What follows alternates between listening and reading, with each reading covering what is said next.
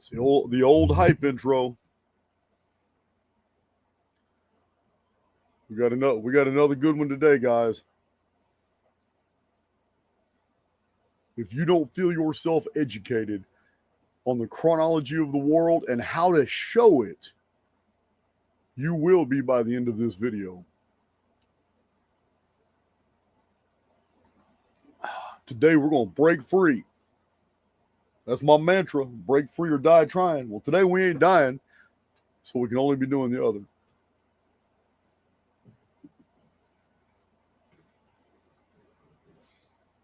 Man, thank you, moderators. Thank you for joining me. So the purpose of this presentation is to show you that we can demonstrate many facts about where we are in the timelines operable today.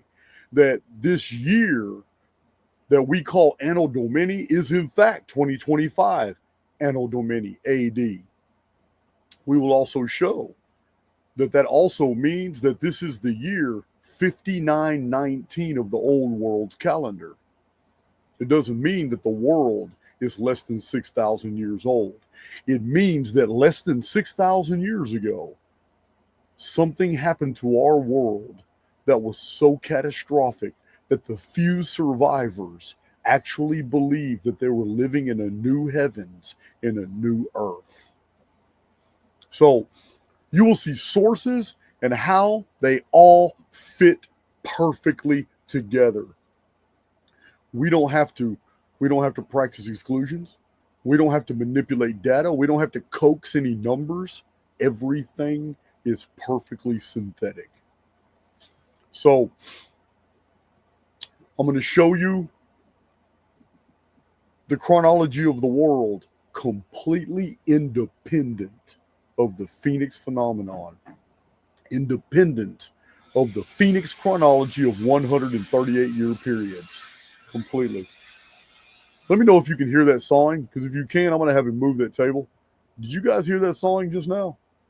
Because it was pretty loud to me, and I got a soundproof studio. If you can hear the contractor out here sawing, let me know, and I'm going to go have him move his table further out. You can hear it, Jasmine? Y'all give me just a second.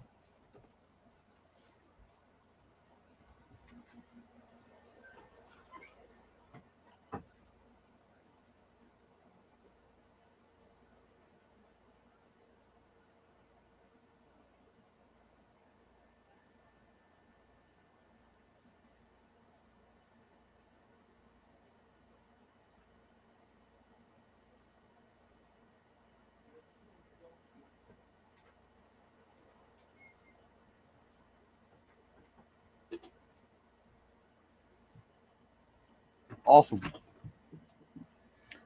Awesome sauce. Yeah, my microphone picks up everything. Which, you know what? It's the best one of Apple G. It was an expensive one. Okay, now, as long as you can hear me loud and clear, I'm all good. I'm all good. So we do have, I'm going to share my screen real quick.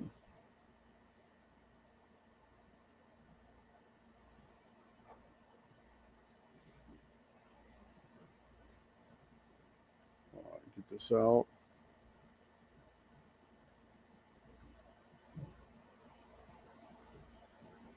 Share my screen.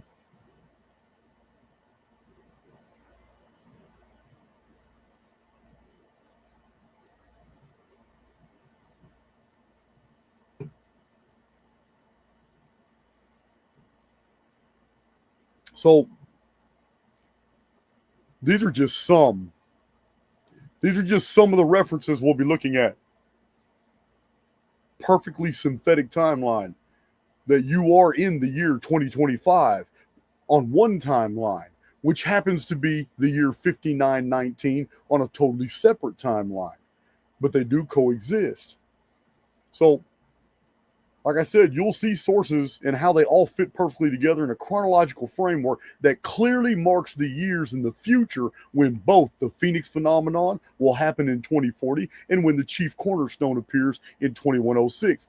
An enigmatic figure for which we know little about, other than the fact that he was associated to Enoch, an architect, mathematician, and prophet of the pre-flood world. Now, whether it's the same individual or that was just an avatar, we don't know.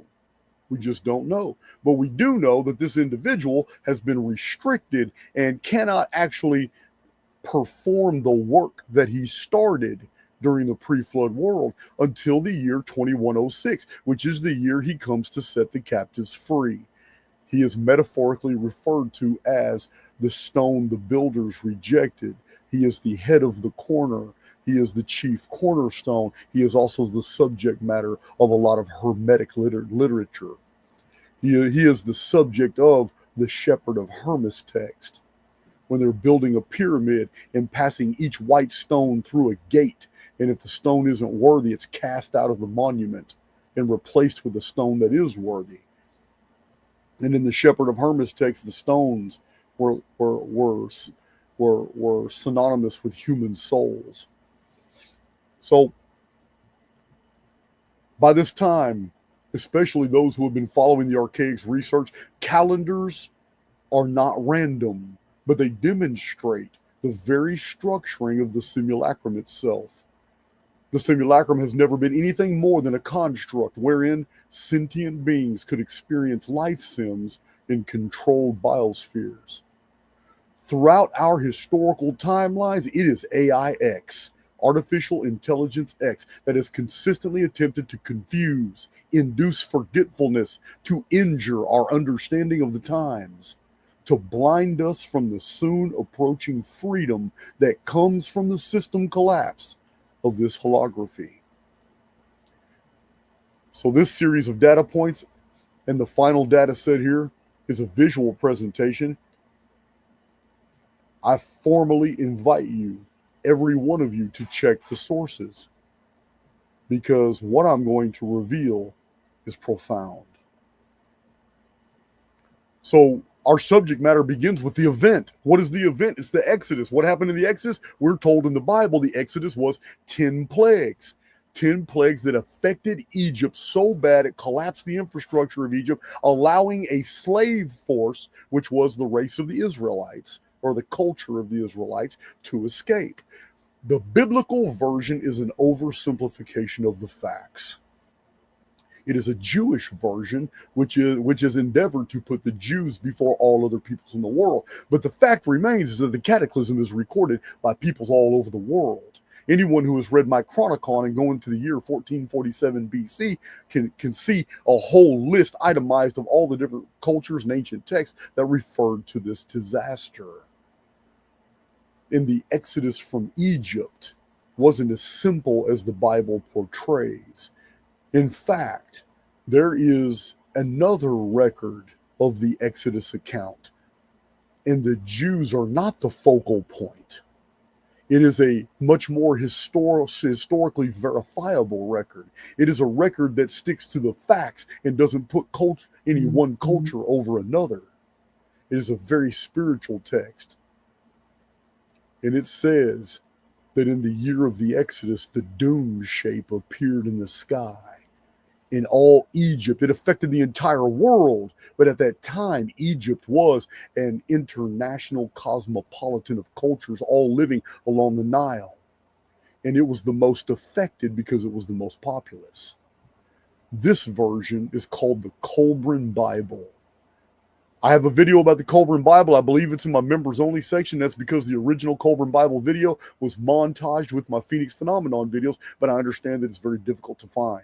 So what you guys are going to get is at the end of this video, I am going to take that video I did on the Colburn Bible, and I'm going to today make it back available to everyone. I didn't realize how hard it was going to be to find. I try to direct everybody. All my older videos have been montaged, and they're in these long presentations now where I have taken the intros and outros out and just did these long 2 and 3 hour videos. But I get it. It's very difficult to find the individual video you're looking for. So I'm going to take it out of members only today so you can see the Colburn Bible video. If it is in members only, it might be on a playlist. I don't know. My mods know more than I do. So the event is very interesting because it does have historical validation. The Egyptian Ipuwer text reads that plagues and darkness afflicted Egypt, and that this event was foretold by the ancestors. In this text, which is called the Admonitions of the Sage, Ipuwer wrote that what the pyramid has hidden is now empty. What did he mean by that? Why did an event that's gone down in the Bible called the Exodus suddenly have the Egyptians panicking because an object inside the pyramid was no longer there? Remember what the pyramid symbolizes, especially in chronological systems. The pyramid symbolizes the exodus of a people out of an evil world. We're going to see it here in this video. But Ipuwer, the Egyptian sage, in this ancient text also wrote that the plagues struck Egypt. The sun was covered in darkness. People cowered in fear. Blood was everywhere, and whole cities were destroyed. This is confirmed in the apocryphal text of 2nd Esdras, where we read that the whole world suffered an earthquake and heavenly omens appeared in the sky, troubling the men of the age. The Egyptian Ipuwer text also mentions that the island nation of Crete, where the famous city of Knossos, the palace of Knossos, was cut off in that year, and Ipuwer lamented the loss of spices and cedar and all the luxurious wares that the Cretan merchants brought to Egypt.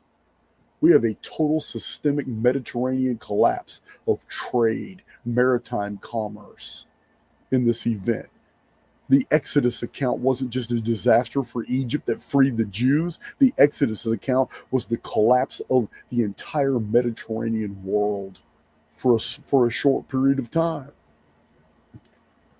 The plagues, they break out all over Egypt and quite possibly the world. And the Roman historian Tacitus, he wrote that the horrible plague disfigured the body.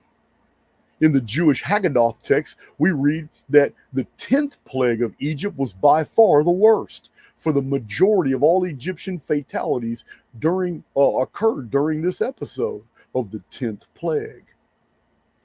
So Emanuel Velikovsky, writing in the 1940s and 50s, he wrote that the Egyptian disaster was caused by a celestial object in the sky. Reminds us of the Colburn Bible, the appearance of the doom shape. So in the Exodus account, it's the angel of death appearing in the sky.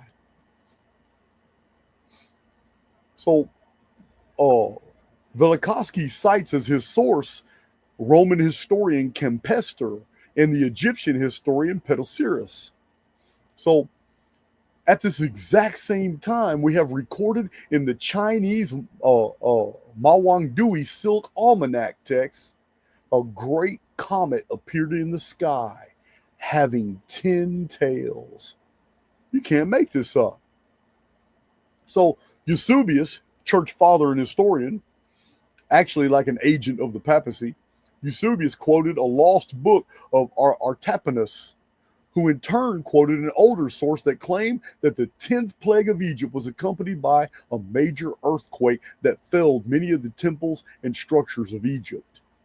So in the book of Exodus, we find that Moses stretched forth his hand toward heaven, and there was thick darkness over the land of Egypt for 3 days. They saw not one another, neither rose any from his place for 3 days. That's a really bad darkness if you can't move for 3 days. Flavius Josephus, 2,000 years ago, in his Antiquities of the Jews, wrote that the Egyptians could hardly breathe, their breath hindered by the thick air. This reminds us of volcanic ash or extraterrestrial dust, such as the Phoenix always brings. He said also that many people died miserably. This would be asphyxiation. So many people under Danos, which is it's linked later to the tribe of Dan, they sailed to Greece and Asia Minor, becoming the Ionians, while the majority followed Moses by land to Canaan. Aeschylus, in his writing called Suppliants, wrote that the Danoi came to Greece after being slaves in Egypt. That Danoi were the people of the divine seed. So the Greek history of seed crops begins the traditional history of Athens. At the exact same time in history, we have these Israelites going by land to take over Phoenicia, Canaan, all that. But at the same time, we've got fleets of people leaving Egypt. All their stories. The book of Exodus makes it sound like that the Jews are the center of the narrative of what's going on. But the historical record, which is totally ignored by the biblical writers, is telling us that many different ancient cultures all found their origin when they left this major disaster in Egypt. Two different Greek families, because they're not the same. The Athenians that ended up taking over Boeotia and founding Athens came from the sea crops line. But the Ionians came from the goddess worshipping line of ancient Egypt, and they founded the Ionian Greek states of Miletus, Ionia being on the eastern coast of Cappadocia. So we have three major peoples all finding their origin in the same cataclysm. But this is ignored in the Bible. So Cecrops came to the city that would later be called Athens in Greece from Argos, but it was known that he had earlier come from Egypt. When he arrived at Athens, the city was suffering a famine. The Athenian Acropolis then at the time was guarded by a sacred olive tree, the symbol of Abrahamic origin. In the ruinous destruction of Egypt, there were many peoples escaping Africa, and ancient Greek traditions hold that at this time, early Athens, the city of Thebes, which is another different subset of Greek culture, and Thebes is named after the ancient Egyptian city of Thebes, and the people of Argos all appeared after fleeing from Egypt. The history of the tribe of Dan and ancient Israelite mariners is a history of the early Greeks. So Archbishop James Ussher, he cites Manetho and Diodorus Siculus, Greek geographer, and claiming that when all the foreigners were expelled from Egypt, Danae and Cadmus, both with their companies, went to Greece. Here's a fourth individual that left, Cadmus. He is the origin of the Phoenician branch of Greek peoples. Again, not mentioned in the biblical narrative, which only focuses on those who went by land to Palestine.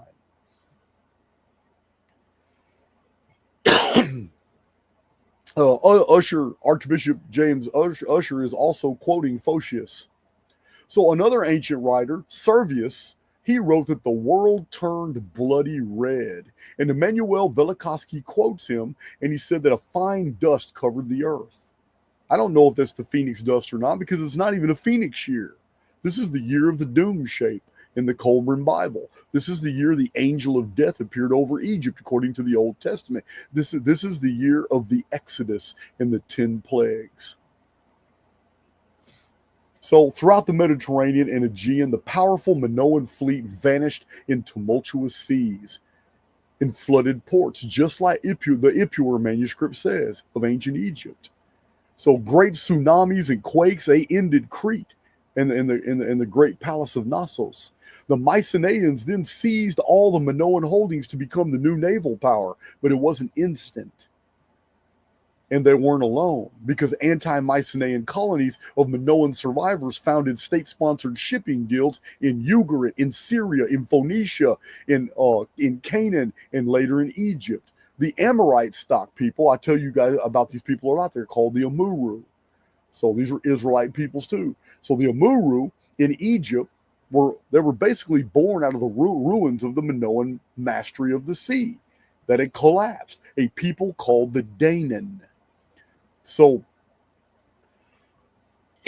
7 to a dozen major naval powers emerged out of the Minoan wreckage. That's what the Cataclysm did.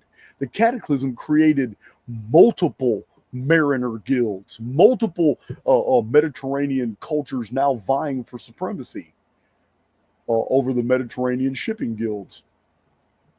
But Mycenae was pretty much the greatest in the competition until the arrival of the Sea Peoples.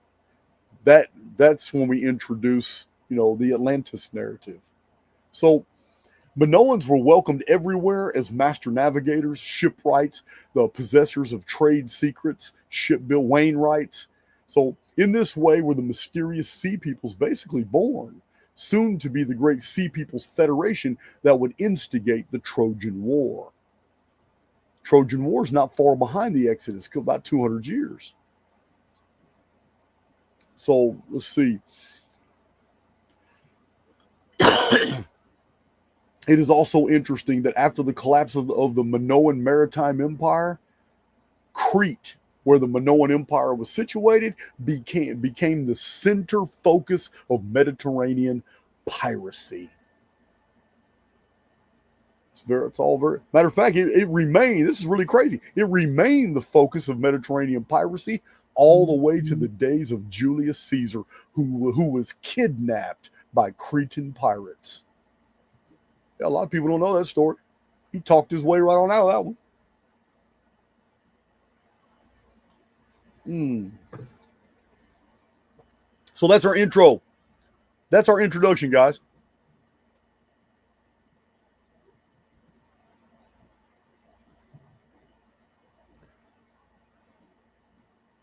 Took me 25 minutes to get through the introduction. I didn't even have any announcements. That was all introduction to this video.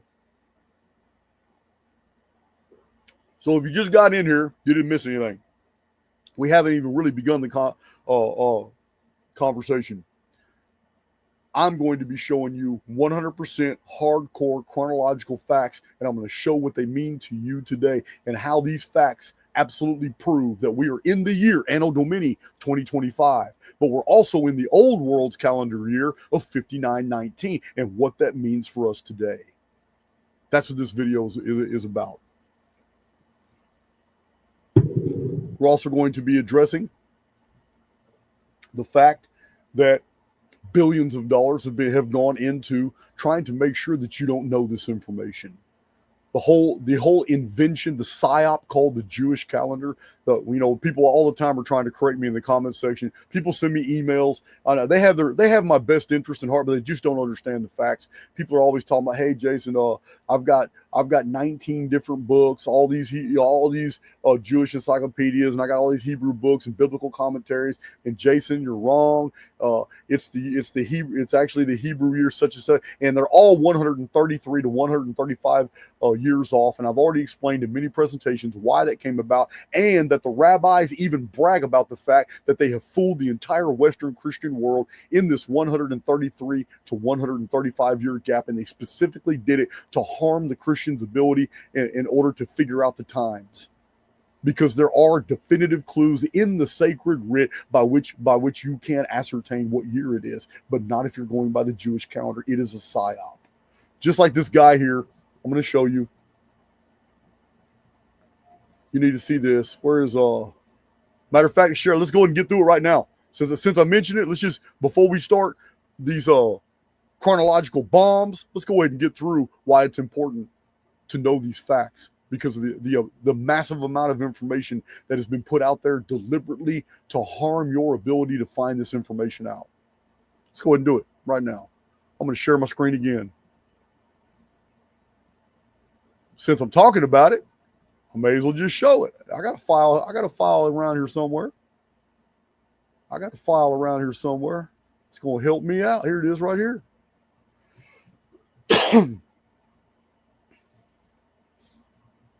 So, Zechariah Sitchin. I love these books. I love the books not because I believe in ancient aliens, not because I believe any of the dating, because every date in these books is wrong, every single one of them. Zechariah Sitchin deliberately put out the false rabbinical dates. And I'm going to show you he's Jewish. And just like many other Jewish authors, they deliberately put out the modern Jewish dating, even though it's wrong. Jews all know it's wrong. Most of them do, especially Stitch, and he knew, because the original correct dates were also recorded in an ancient text called Seder Olam. That text has never been lost. I'm going to give you a little history on that text today, because many Jewish scholars all go with the correct dates. They all go with the correct dates in Jewish publications that are basically for Jewish people. And I'm going to show you today in this video.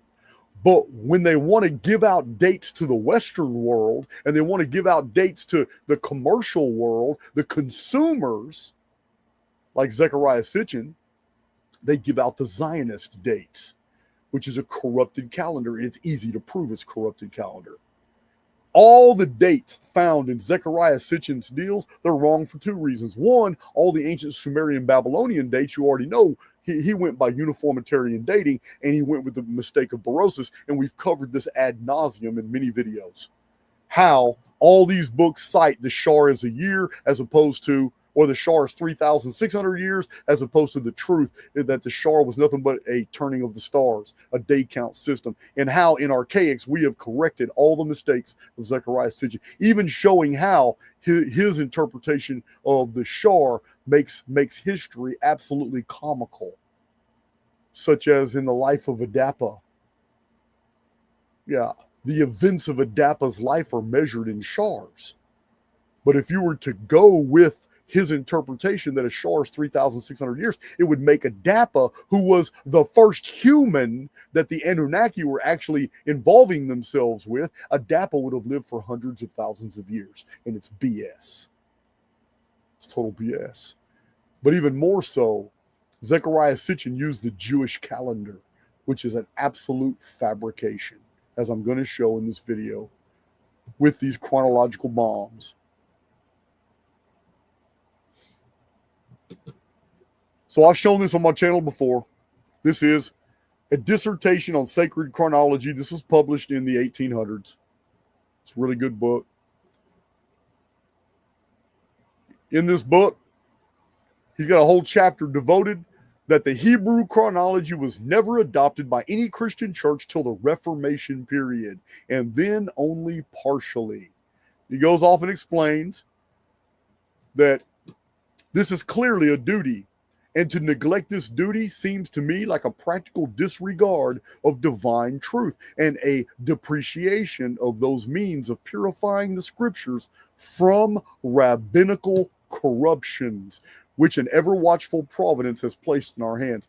This author, this chronologist in the 1800s, was explaining that it is our duty to correct the calendar because those who corrupted it are rabbis. And he doesn't say this once.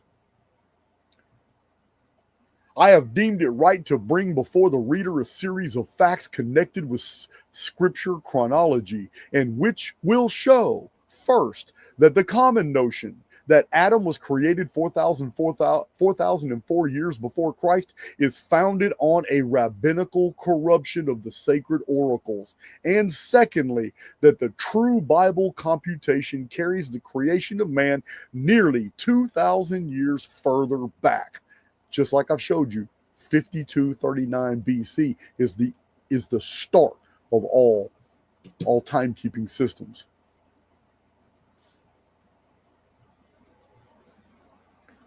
The present conflicting computations of the three versions did not always exist. Three versions of the Bible. In the first place, there is no intimation of any discrepancy in any writer from BC 280 to the commencement of the 2nd century after Christ. And then, in the second place, we have the express testimony of Philo, Josephus, and the Jewish Sanhedrin that the Hebrew and the Septuagint were in perfect accordance with each other. Stronger evidence on such a matter cannot be required. What he's saying is that the Greek version, the Septuagint version, the Greek version, the Aramaic version and the Hebrew version of the Old Testament and New Testament agreed chronologically up to the 2nd century. After the 2nd century is when the rabbinical torture came in. And I've showed this on my channel many times. It's after the Bar Kokhba rebellion, after Rome destroyed Jerusalem for the 2nd time, and the Jews were suffering the diaspora, and they started traveling all over Europe, and Europe was opening their communities up to them before they realized what the Jews were going to do to them and invite the Muslims to attack. It was during this period that the rabbis began corrupting all the chronological passages in the biblical texts. So, the labors of Vossius, Pezron, Hayes, Jackson, Hales, Russell, and others have thrown a flood of light upon this once difficult question, and the rabbinical Hebrew has been shown to be encumbered by so many contradictions and difficulties, arising especially from its utter inconsistency with the best established facts in ancient history. That's awesome, because I'm going to show you, before the rabbis corrupted all this, we still have translations of original Hebrew chronological texts, and the chronology is perfect. It even matches all the Phoenix dates perfectly. It was after the inception of Christianity that all the chronologies became tainted. Secondly, there is positive evidence of corruptions having been introduced into the Hebrew scriptures by the Jews. This is written in the 1800s. Eusebius presents the same charge. For speaking of Justin Martyr, he observes that Justin records certain prophetical declarations in his discussion with Trypho, showing that the Jews had expunged them from the scriptures. Justin Martyr's dialogues with Trypho is a Christian arguing with a Jew. Trypho was a Jew. He's accusing Trypho, saying, you can't cite these passages because it's already known that you Jews have already changed the chronology. Justin Martyr, addressing Trypho the Jew, observes, I entreat you to remember that your rabbis have taken away entirely many texts of scripture from that version which was made by the elders who were at the court of Ptolemy. That's a hell of an accusation. And then the celebrated Abu Faragius, the primate of the East, who flourished about 1240 AD, asserts that the Jews, believing it to have been foretold in the law and the prophets that Christ was to be sent in the last times, in order to produce a reason or apology for rejecting him, altered the chronology of the world. Remember, the Jews were always the ones in charge of all manuscript copying, manuscript distribution. On the Silk Road, Jews carried books all over the place. As soon as the printing press came out, Jews bought up all the printing presses, and they just flooded the world with Bibles and Talmuds. Yeah, this is all easily verifiable common knowledge.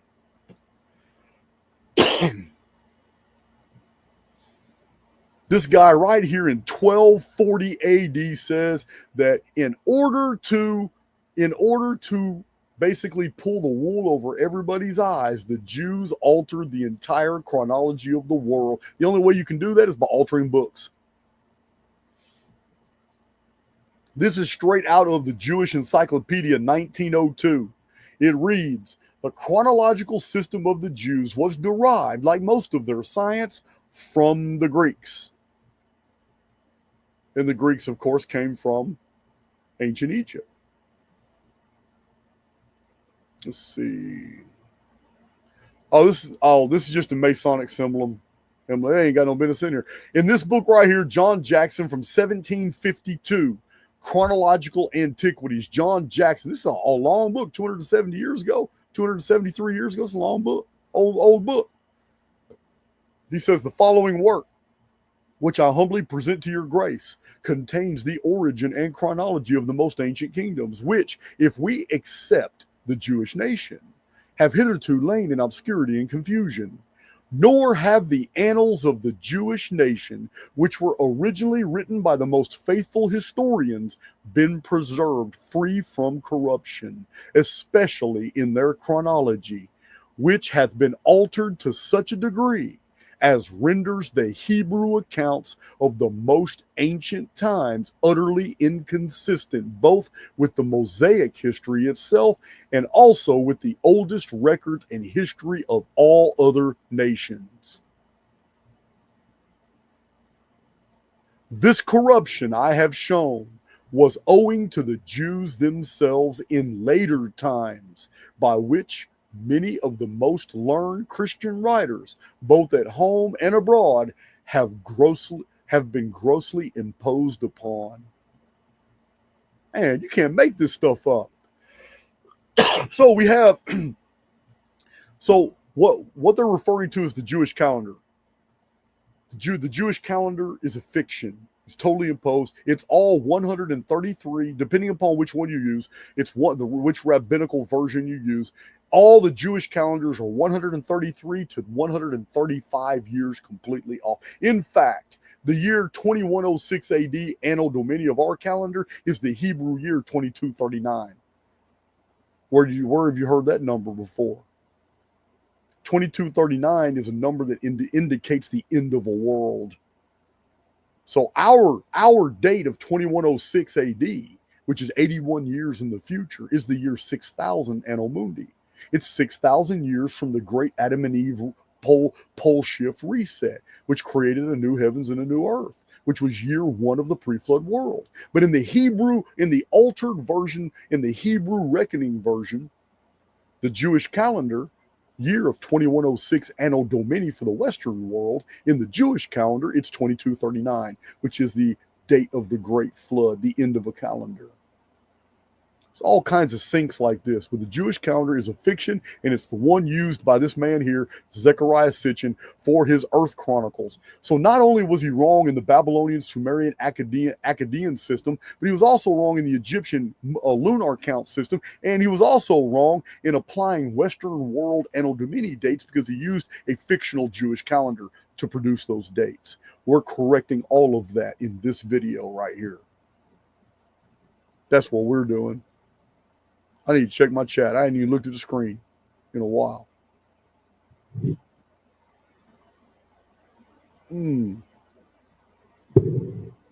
So, having said all that, telling you what this is about, what's the year of the Exodus, and why, I'm about to tell you why it's important.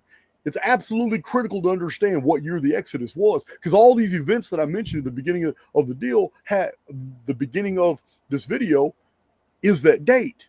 And we need to know the date of the Exodus in order to understand how the entire historical record before that and after that up until today makes sense, how it can all be chronologically verified. The date of the Exodus is key. So we can't go by Jewish sources. We can't go by rabbinical sources. Anything in the last 450 years, all the chronologies have been corrupted. This isn't me telling you this. Archaix presentations have long been showing you the historical, not just the ones I showed just now, but I've long been showing you all these historical citations where scholarship in the last 400 and 500 years basically been telling us everything's been falsified. So let's put it back together. It's easy to put back together. Let's do it right now. We're going in. It's right here.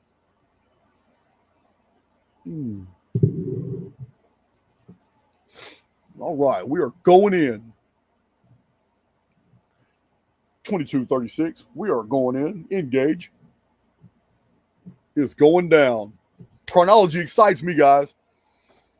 Listen, I've already said about 70% of this material spread across multiple videos, but I've got about 30% of new material you've never seen, new sources, new books, new ways of looking at old data. So Archaix veterans are about to see some new stuff. It's amazing. But also, I had to go through all these prior notes and presentations to put this together, because this right here is a data set that is unassailable. When I make a claim that a data set is unassailable, I am willing to back that up. I don't care if you're PhD level research, if you're a published author, if you're a YouTuber, I don't care who you are. When I say that my data set is unassailable, I'm perfectly willing to back it up to the point where I will freely give you the source materials for you to check yourself. This video here, we're leaving all the mystery out, because if you think one iota of data I'm presenting is an error, then call me out to a debate, because I'm giving you the business right here, starting with flying serpents and dragons. Share that screen. Let's do it. Share that screen. We are going in. This book is amazing.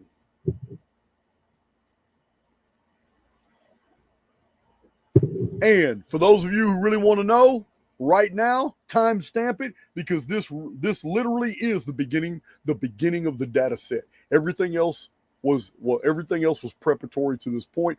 This is the beginning of the data set drop. Everything else is introduction. So, in the book, Flying Serpents and Dragons, right here, the story of mankind's reptilian past. This is Adam and Eve. There's the serpent. There's the tree. I'm gonna have to tell you a little bit about Rene Andrew Bolle, this man right here who wrote this book. Okay, in his older years, he was able to sit down and do a bunch of research and writing, but he wasn't raised as a writer and a researcher.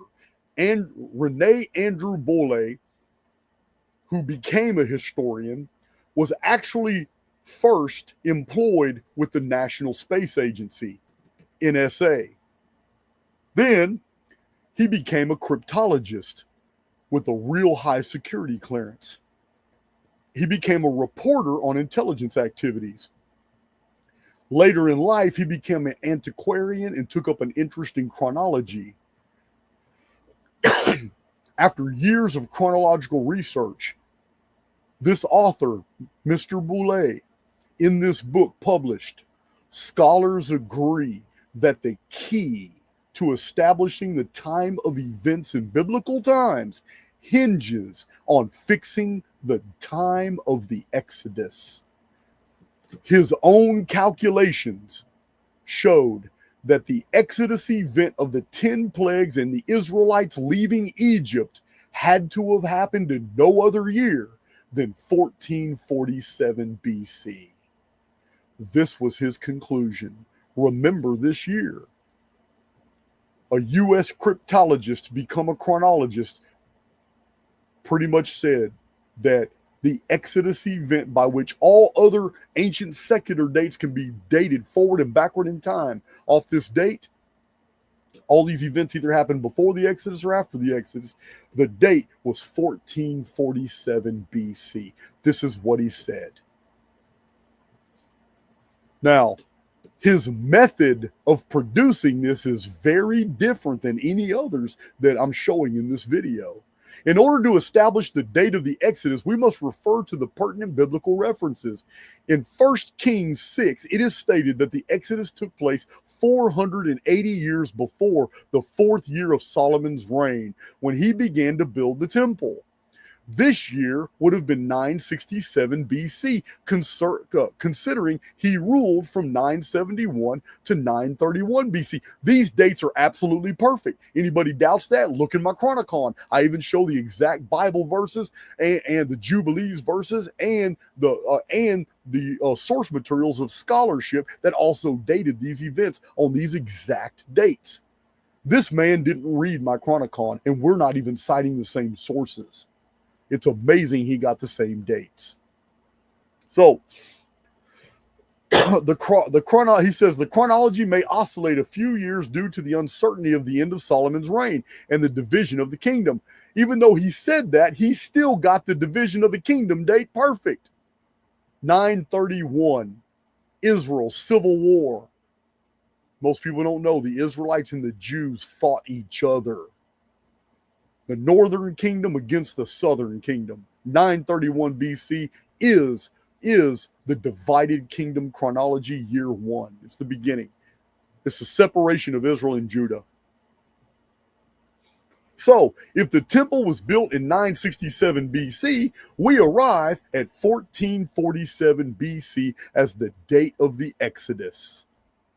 That is 967 years plus the 480 years mentioned in Scripture. Since the sojourn in Egypt lasted 430 years, according to Exodus 12, this would place the entrance of Jacob into Egypt in the year 1877, or 1477. Again, from a totally different vantage point in the far past, looking forward, he dates the Exodus again, and correctly, from 1877 BC. The man does not have my sources. He doesn't even cite everything that I'm citing, and still got the year 1877 when Abraham went into Egypt. He got it perfect. I know many of my Archaix veterans are going through their chronicons right now to verify. It's amazing. So we have this next book. That's the first reference. And he dated it 1447 using 2 separate methods. 2 different scriptures in the Bible. One scripture mentioned a 480-year period. One scripture mentioned a 430-year period. And going forward and backward in time, they both indicate 1447 BC. That's how the cryptographer got the date. Mysterious Numbers of the Hebrew Kings, Dr. Thiel, absolutely dates the Exodus event at 1447 BC. I need to get this book in my library. I don't have that one. Hint, hint. Hint, hint, any curious benefactors out there. I read this book a few years ago. Wonders in the Sky by one of my favorite authors, Jacques Vallée and Chris Aubeck. In their world chronology of all the weird things that happened in the sky, one of the weirdest was in the year 1447 BC.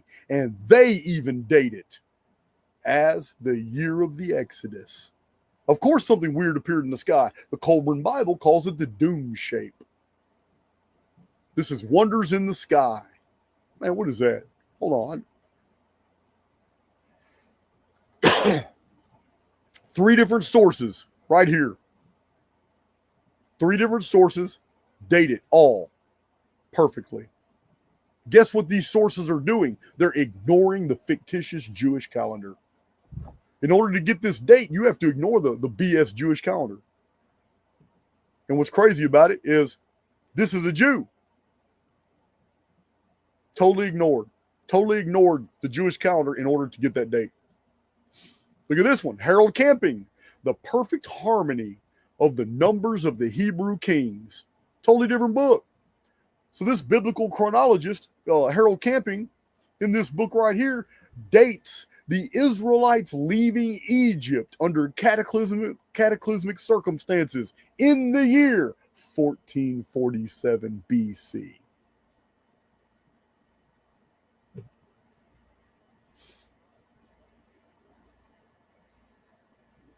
These are researchers. This is scholarship. This is what's important for you to understand. You're not going to pull a Bible commentary off a shelf, open up the Bible commentary and go through it, because all the Christian Bibles are published by Jewish-owned publishers.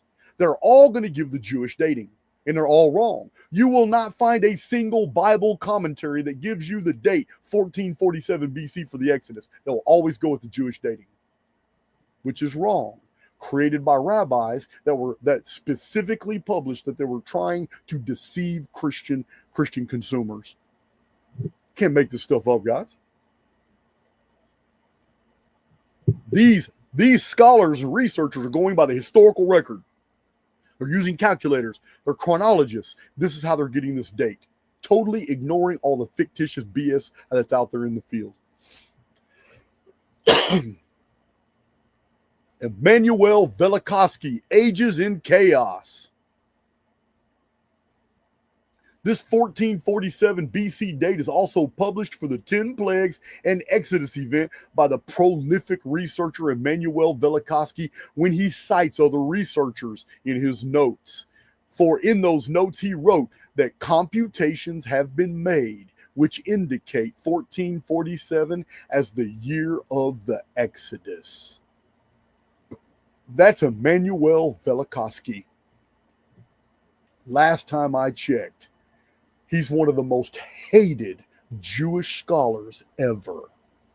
Unlike Zechariah Sitchin, whom the media loved, whom the publishers loved, who the entire Jewish community loved, the Jewish community vilified their own in Emanuel Velikovsky.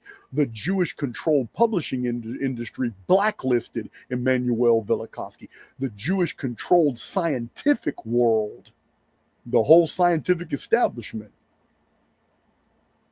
they completely vilified, blacklisted, and demonized Emanuel Velikovsky. But Emanuel Velikovsky told us the Exodus was 1447 BC.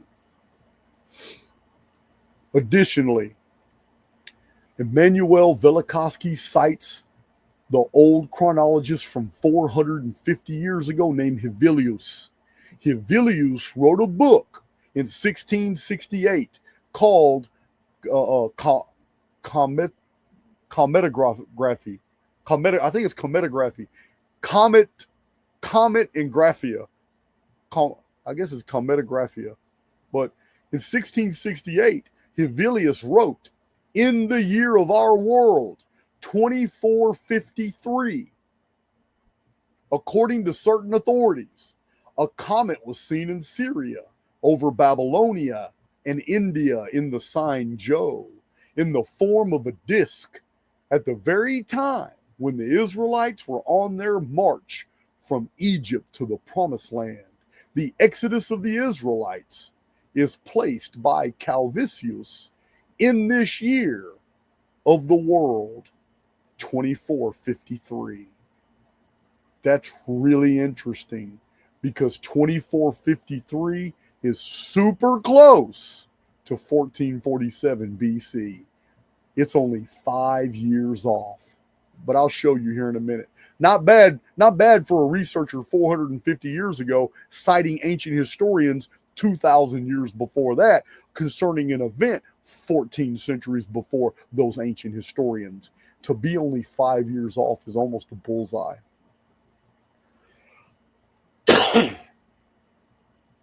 Uh-oh.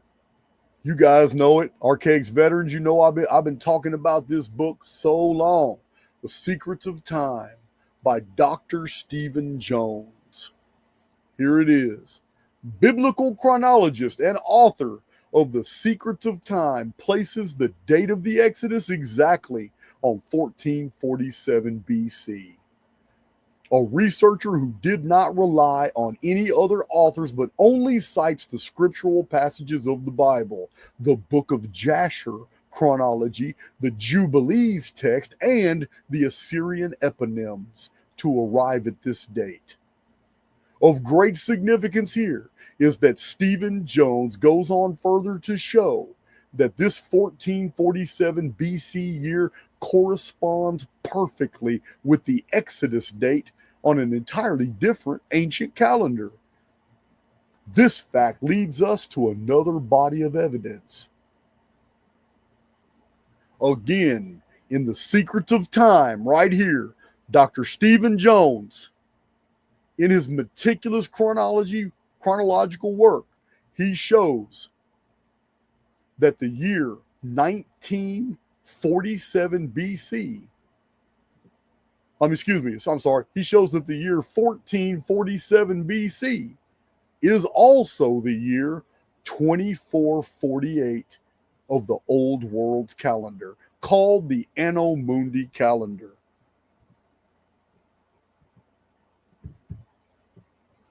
Hold on just a second. I got to correct that number. So this is 2448. Now, we just saw it. We just listened to Hevelius right here. Emanuel Velikovsky just told us that Hevelius in 1668 wrote that the Israelites escaped Egypt in the year 2453. Stephen Jones says that the Israelites escaped Egypt in the year 2448. Well, Stephen Jones is correct. Willis was only 5 years off, which is pretty damn good. So moving forward from the Secrets of Time, we get to a text called Seder Olam. In Seder Olam, which was published in the year 1769 by Rabbi Halprin, the text is called Seder Olam. Rabbi Halprin wrote a chronology of events and personalities from the creation until the year 1696. In his chronology in Seder Olam, he places the Exodus in the year 2448 Anno Mundi. That's pretty interesting. Stephen Jones got the date totally different, but this rabbi is telling us the exact same date that Dr. Stephen Jones is telling us, 2448 of the Old World's calendar. In the Annals of the World by Archbishop James Ussher, published over 360 years ago, there is a mystery that the church fathers and ancient historians have tried to cover up. Ussher wrote, under the caption for 2448 Annus Mundi, that Moses and Cecrops were contemporaries.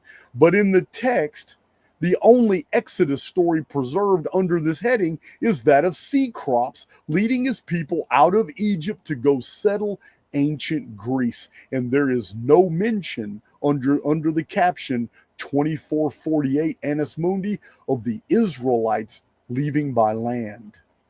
The only Exodus, according to Archbishop James Ussher, under the caption 2448 is the Exodus of Cecrops and the ancestors of the Greek nation leaving Egypt in 2448 Annus Mundi. That's really interesting.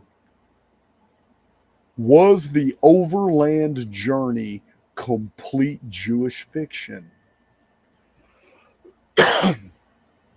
So, this is not really the subject matter of this video, but I have already documented in many presentations numerous examples of Jewish borrowings from secular history to put together their Old Testament narrative, a collection of true events that happened to all non-Jewish people, non-Jewish peoples. Remember, Moses is not a novel character. He's not.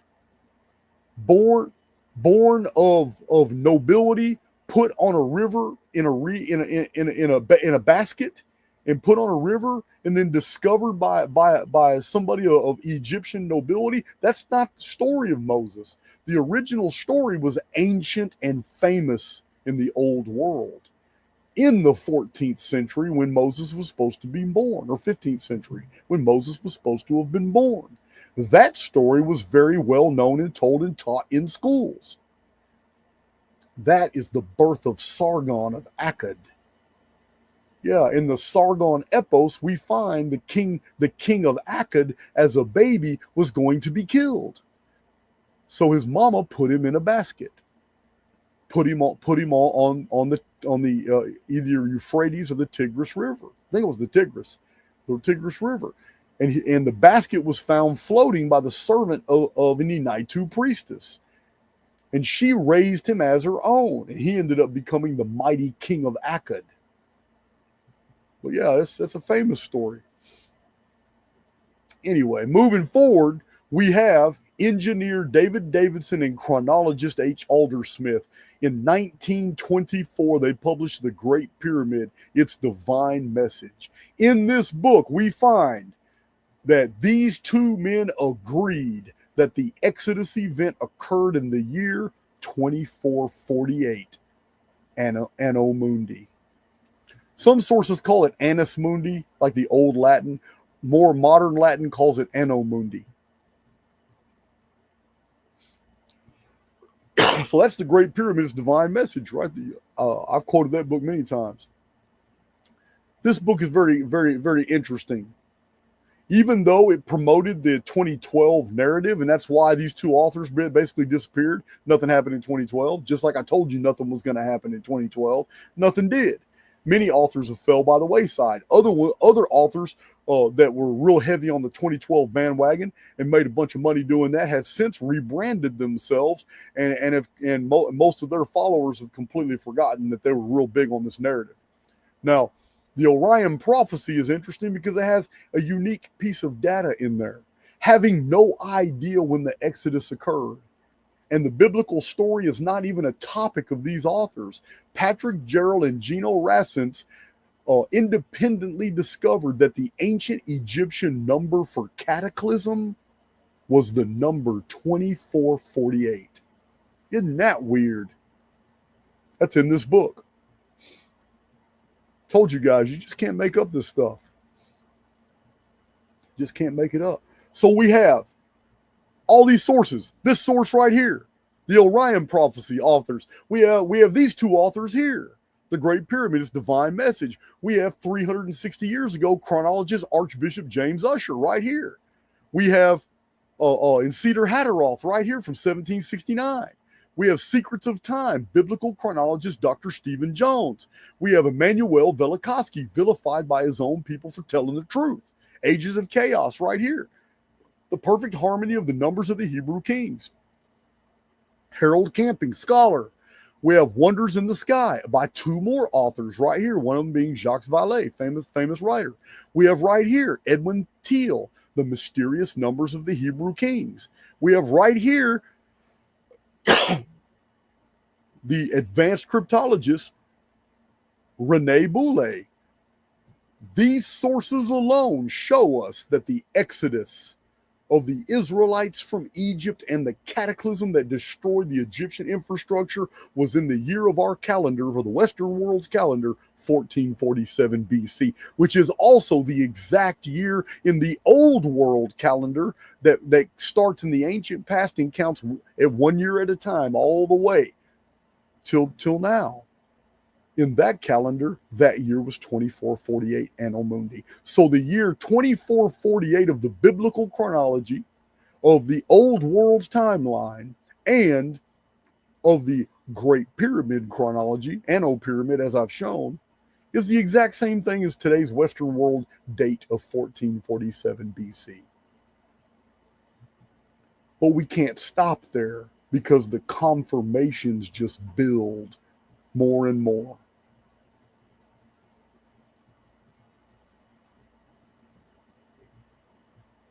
In about 900 years ago, this is recorded in Talmud Sanhedrin. Rabbi, I can't, these names, man, Shlomo. Why would you name yourself Shlomo? Rabbi Shlomo Yitzhaki Troyes. No, I mean, Rabbi Shlomo Yitzhaki, also known as Rashi. He's most commonly known as Rashi. But he lived in Troyes, France, about the year 1090 AD, almost 900 years ago. He wrote a commentary on the Tanakh, and in Sanhedrin 97a Rashi, Leviticus Rabbi 29:1, he dated the birth of Abram to be in the year of all the Western world's calendar at 1947 BC. Remember this date, the birth of Abram, 1947 BC.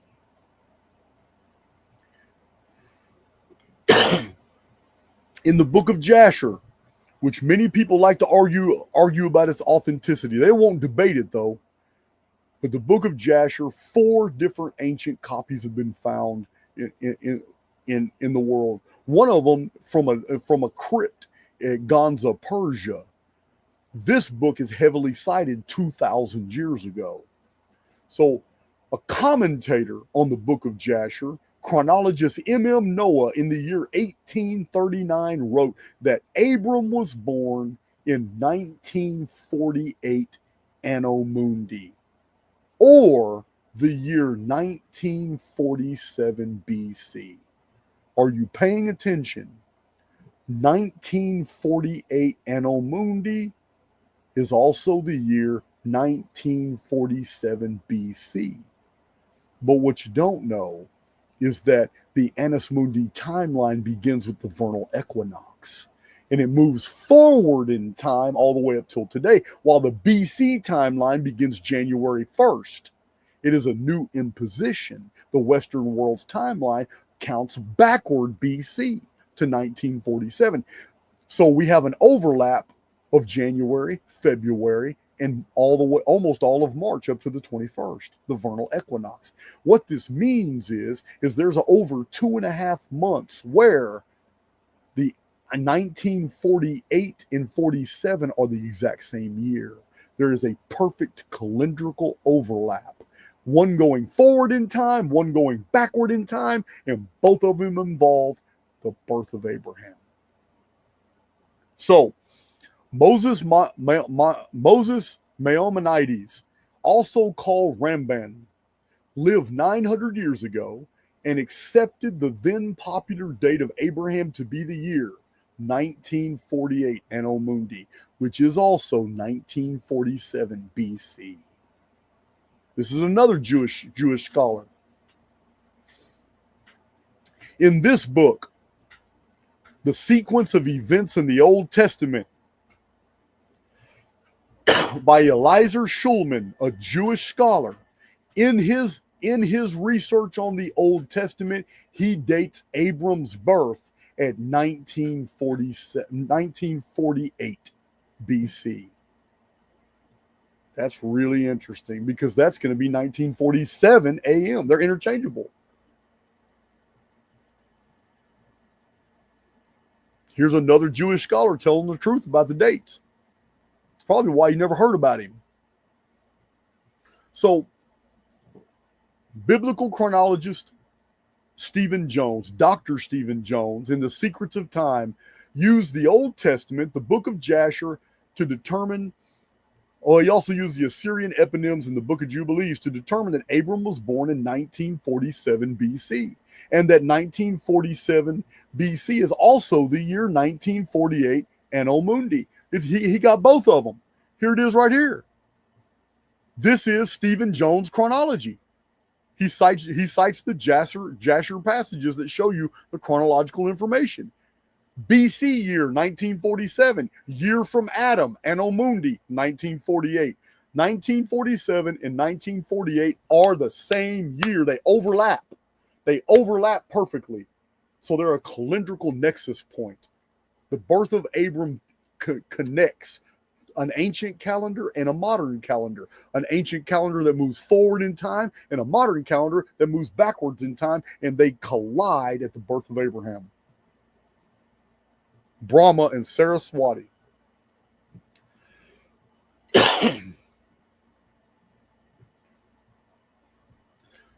This means Abram's birth was at the juncture between two different calendrical systems, one going forward in time and the other moving backward in time, the BC system. Abram's birth was at the center of a time-space palindrome linking 3895 BC to 1947 BC to 1 AD to 1948 AD. Look at this. Look at the chronology. Year one. What have I been showing you for 5 years on YouTube and for 20 years in my published books? 3895 BC is year one. Year one of the pre-flood world. That makes, here it is right here. I'm showing you guys. I never made these dates up. That shows 2239 BC. The Great Flood is the same year of the Old World, 1656. Why is this important? I'll show you in a minute. But it also shows man, I'm coughing. Talking too loud. Look at that on left margin. Dr. Stephen Jones' Chronology of the World, 1447 BC is the year 2448. It is the Exodus from Egypt. There it is.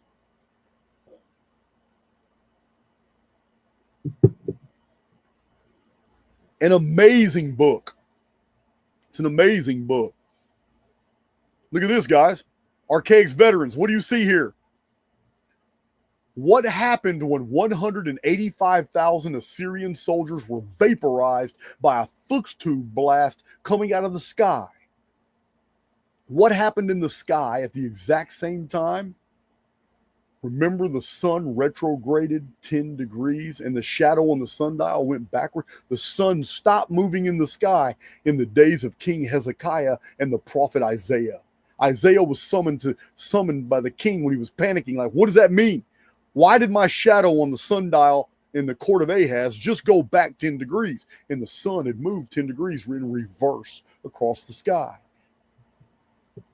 The exact same time, Jerusalem was delivered, because the Assyrian army, just returning from conquering Egypt, was going to subdue Jerusalem on the way home. Never got a chance. 185,000 Assyrian soldiers in their armor got vaporized by an electrical blast called a Fluxtube from the sky. The people of Palestine went out there and found all this armor and clothes vitrified, all melted and stuff. They described all the Assyrians as being rendered into particles, into dust in a second. They got electrocuted. They got vaporized. They were disintegrated. What year was that? What do we say all the time, guys?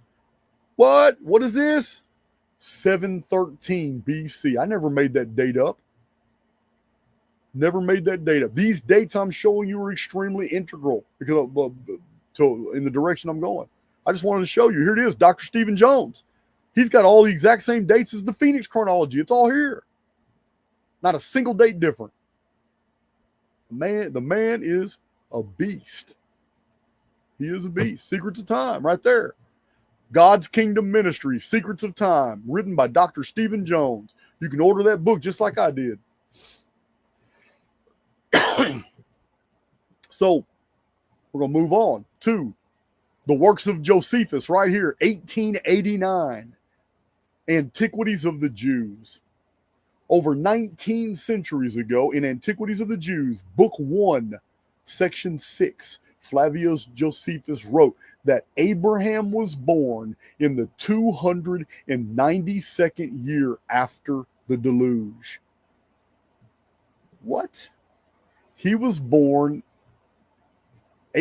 was born in the 292nd year after the deluge. Well, this means you just add 292 years to 1947 BC. We just saw all these references to 1947 BC. When you add 292 years to 1947 BC, you get the date 2239 BC. 1687. What did Dr. Stephen Jones show? Uh-oh. What did he show? Look at that. 2239 BC is the date of the flood. It is the year 1656 Anno Mundi. This is 292 years before this man was born. We know him in the historical record as Brahma and Saraswati. When the Jews rewrote the records, they invented Abram and Abraham. Here he is, born 1947. Abram born. That's actually Brahma, but still, you know what I'm talking about. That's the works of Josephus. This further means that since the great flood in the book of Genesis is the 1656 year of the antediluvian world, then year 1 is 3895 BC. So from Josephus, we get the date of the flood and we get year 1 of the entire Anno Mundi calendar, 3895 BC, which is exactly what we got here with Stephen Jones too. He got, here it is. And he don't even cite Josephus. Here it is, 3895 BC, the year 1 of the pre-flood world. Can't make this stuff up. Thank you, Josephus. There's my collection. These are the ones in my library. I probably should have put them in order, but here they are. This is from 1869. or 1879. I have some Josephus books from 1803, but they're all falling apart. So we get to Seder Olam.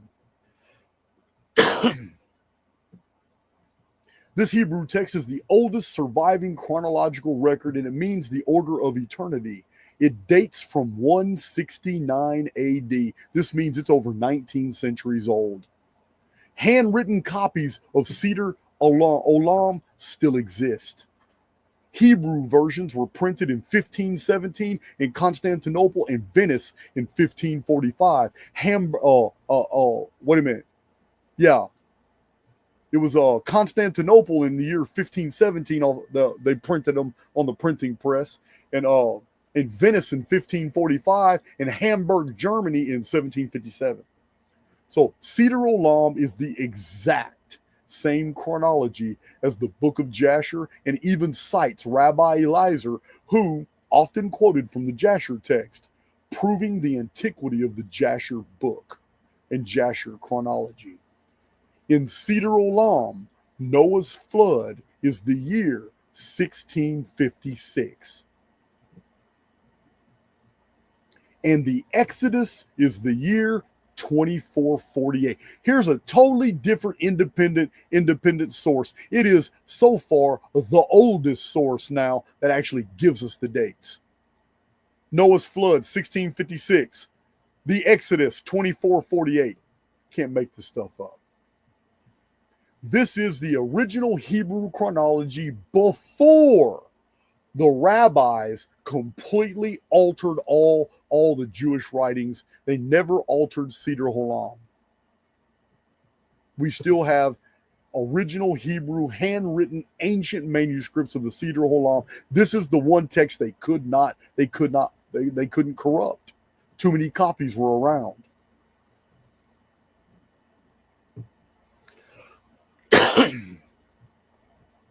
It's awesome.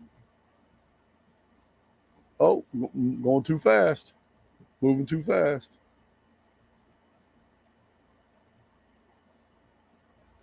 So it has the Exodus and Noah's flood. So also in Seder Olam, we find out that Abraham was born in 1948 of the Old World's calendar, and the Tower of Babel incident occurred in the year 1996, Anno Mundi. This is really interesting because it's also the exact same thing that Stephen Jones found. Let's go look at it. Stephen Jones, 1996. Seder Olam says 1996. Look at this. 1996, Anno Mundi, Tower of Babel destroyed. Peleg dies, the earth is divided. Here it is, 1996. It's the year 1899 BC. Dr. Stephen Jones, using totally different sources, same thing as the ancient Hebrew Seder Olam text. Also in Seder Olam, it specifically says that the Exodus is the 500th year from Abram's birth. That's another way to verify. It's a whole different way of chronologically verifying that Exodus is 1447 BC. Look at all the evidence look at all the sources I just showed that Abram was born in 1947 BC.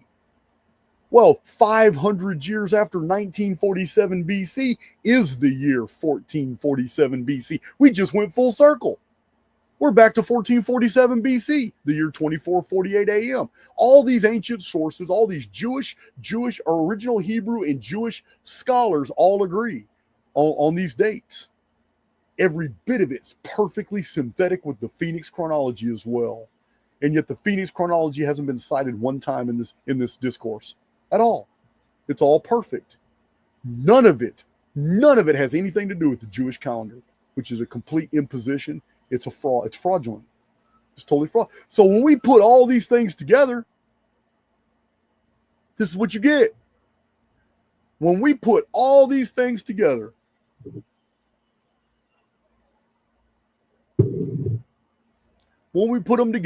we have 3895 BC as year one of the Old World's calendar. We have 2239 BC as the year 1656 of the Old World's calendar. 1947 is the birth of Abraham of the Old World's calendar. 2239 was the Great Flood. 1947 is when Abraham was born, but it's also the year 1948 Annus Mundi. It's the same year. They swivel, which makes 1447 BC the year of the Exodus to be 2448 Anno Mundi, which means 2106 AD is the 6,000th year from 3895 BC. It doesn't mean the world's 6,000 years old. It means that the history of the world is showing us some major themes all collide in 81 years. In the year 6,000 Anno Mundi, in the year 2106 Anno Domini. It's all the same year. So many major themes all collide in that same year. This is a perfect 6,000 year period from 3895 BC to 2106. It's amazing. Let's see what's going on here.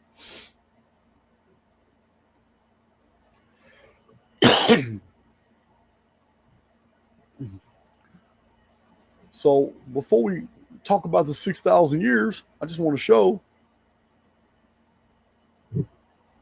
Oh man, I'm so almost out of coffee. All right, that's my clue to start on some water. Oh no, we're not done, guys. You know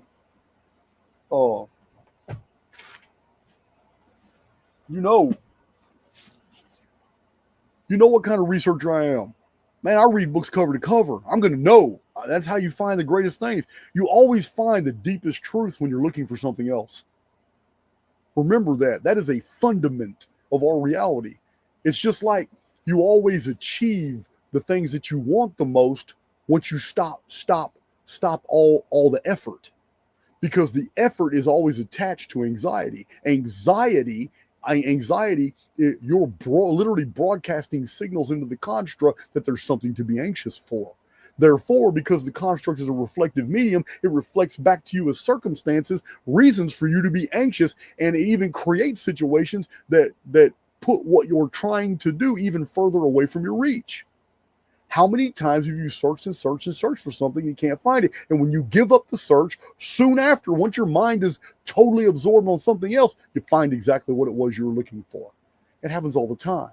That's why I read books cover to cover. Because I'm always finding the greatest truths by not even looking for them. They just fall into my lap. But they're things that I've searched for in the past and haven't found. You guys know, this is in my library. I just cited this book. The Great Pyramid is Divine Message. This is packed with chronological information. Riyadh Ali, you know what I'm talking about. I believe you were one of the ones with Shiva Shampoo who won these. You didn't win them, but I sent all my moderators got packages full of old books.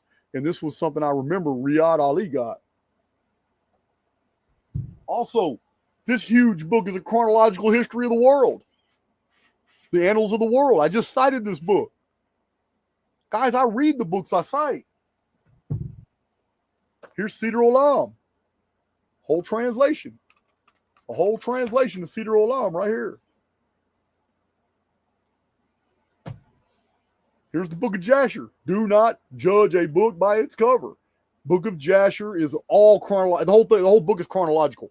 It is amazing. It's huge. This is all the information that's not in the Old Testament. The Old Testament is not complete. This fills in all the blanks. Book of Jasher. Manuel Velikovsky, Ages and Chaos.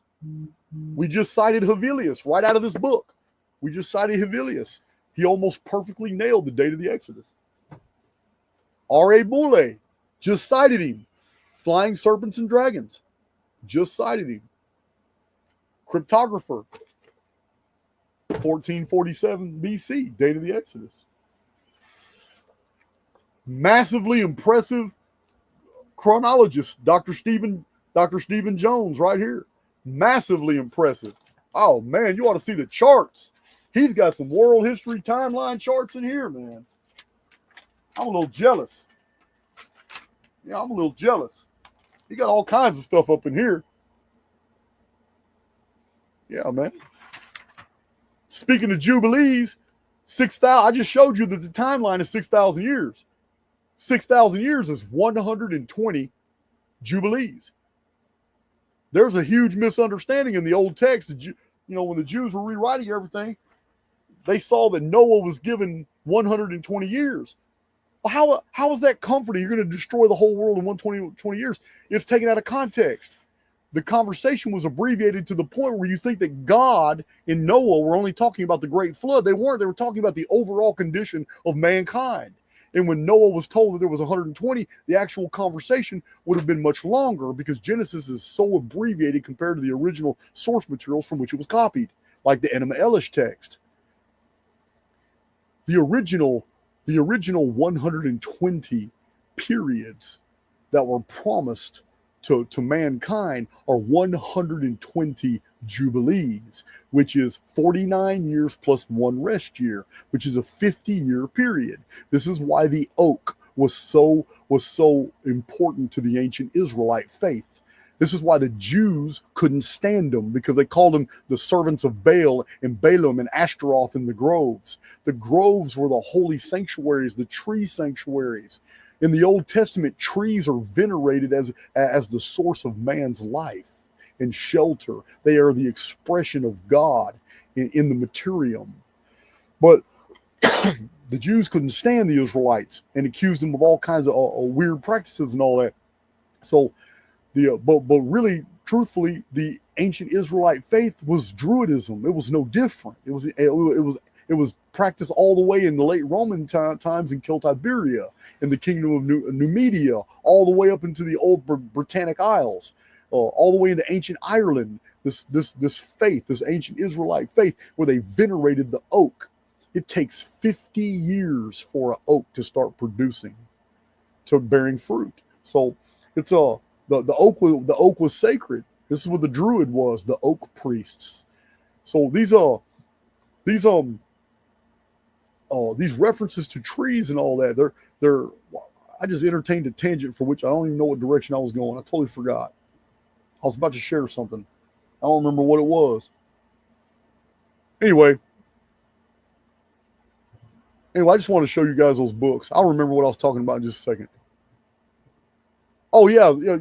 Well, when Genesis conveys that Noah was told there was 120 times, the Jews turned it into years. You got 120 years before the Great Flood. No, 120 times is 100. That's the whole timeline, because the promises that God made Noah were actually promises to the whole human race, and it's in the destruction and the bringing together of humanity and all that. This has everything to do with the 120 times, not 120 years leading up to the flood.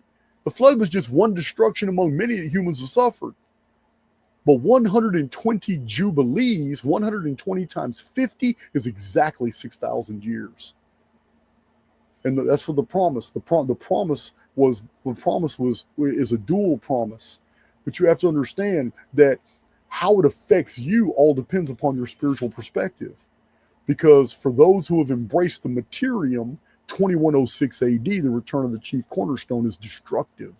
For those who are becoming a part of the body of the monument of man, for which the chief cornerstone will sit upon and complete, for those who are receiving their white stone, receiving their white robe, which is a new avatar, who is receiving their new name, which is a new identity outside of this construct, those are the ones passing through. Those are the ones that the Great Pyramid becomes a gate.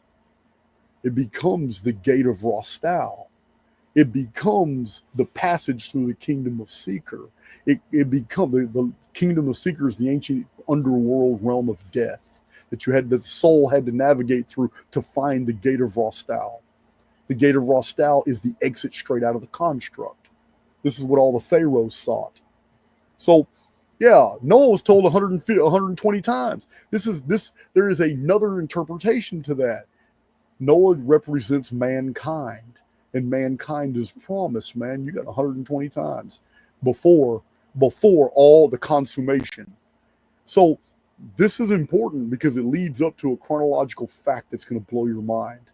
Because everybody wants to argue, especially Christian fundamentalists. They always want to argue, you can't predict the year, you can't. I'm sorry, but Scripture tells you otherwise. Oh, yes, you can. it says you cannot predict the day nor the hour, but it specifically says that we are to know the acceptable year of the Lord. So I'm going to show you. I'm going to show it to you. Anyway, I told you, you got some big friggin' BAMs. Pamela Swan, you got some big friggin' BAMs in this presentation. Oh, so these books too.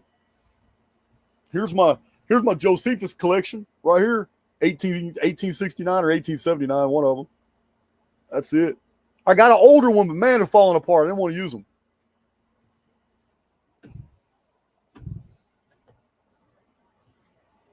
All right. So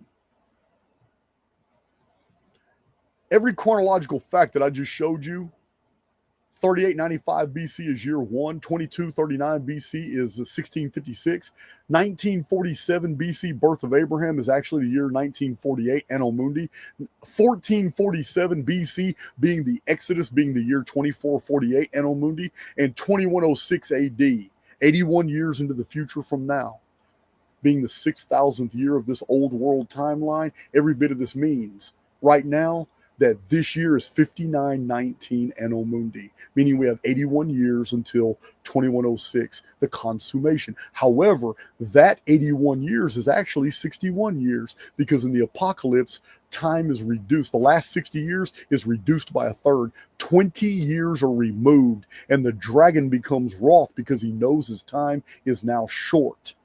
And in the second trumpet judgment, it specifically says that God is going to remove 1/3 of the day, 1/3 of the night, 1/3 of the sun, 1/3 of the moon, and 1/3 of the stars.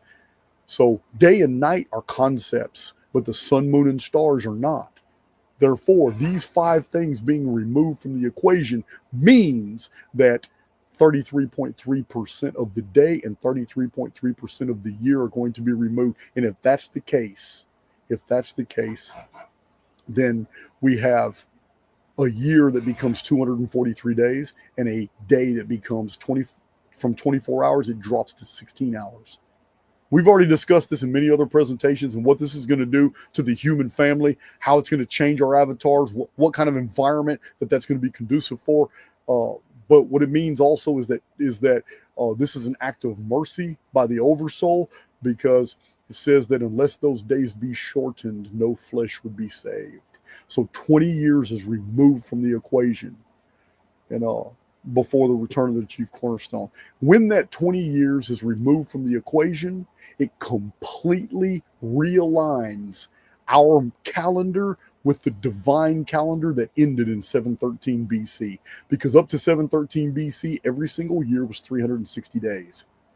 And then in 713 BC, the sun stopped moving and then went backward 10 degrees, then resumed its deal. And it was recorded in both hemispheres, as shown in the works of Immanuel Velikovsky.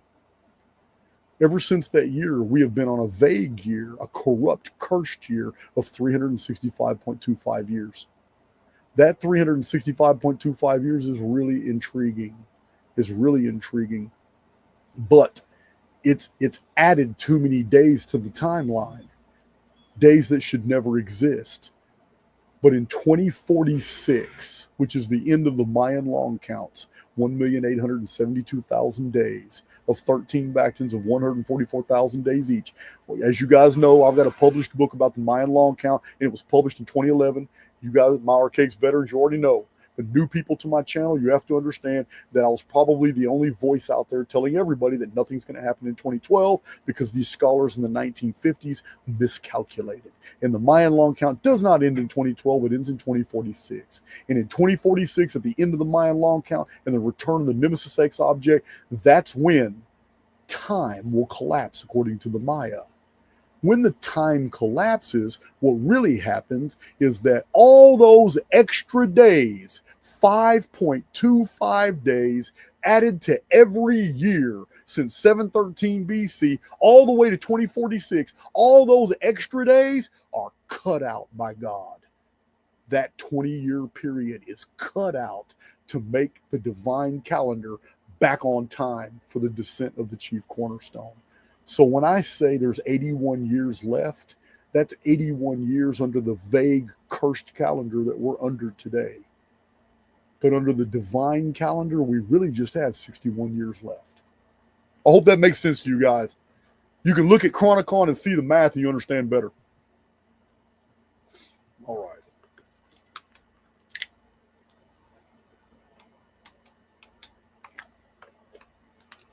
Okay.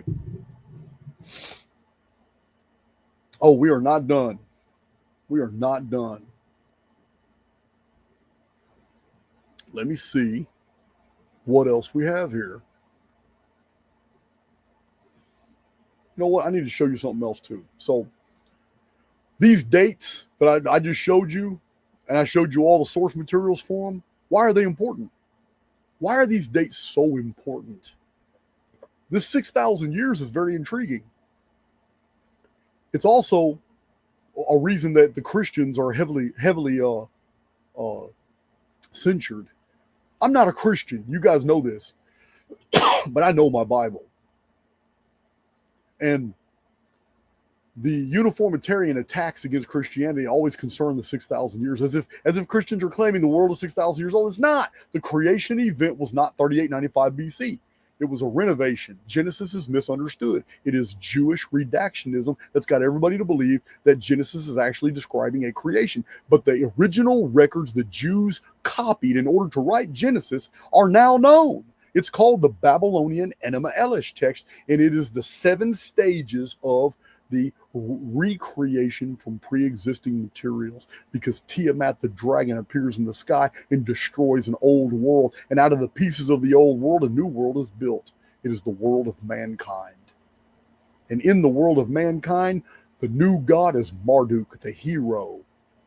The Jews in Babylon in the 5th century BC took those materials of the Enema Elish, 7 tablets of creation, and borrowed it and wrote the Genesis text.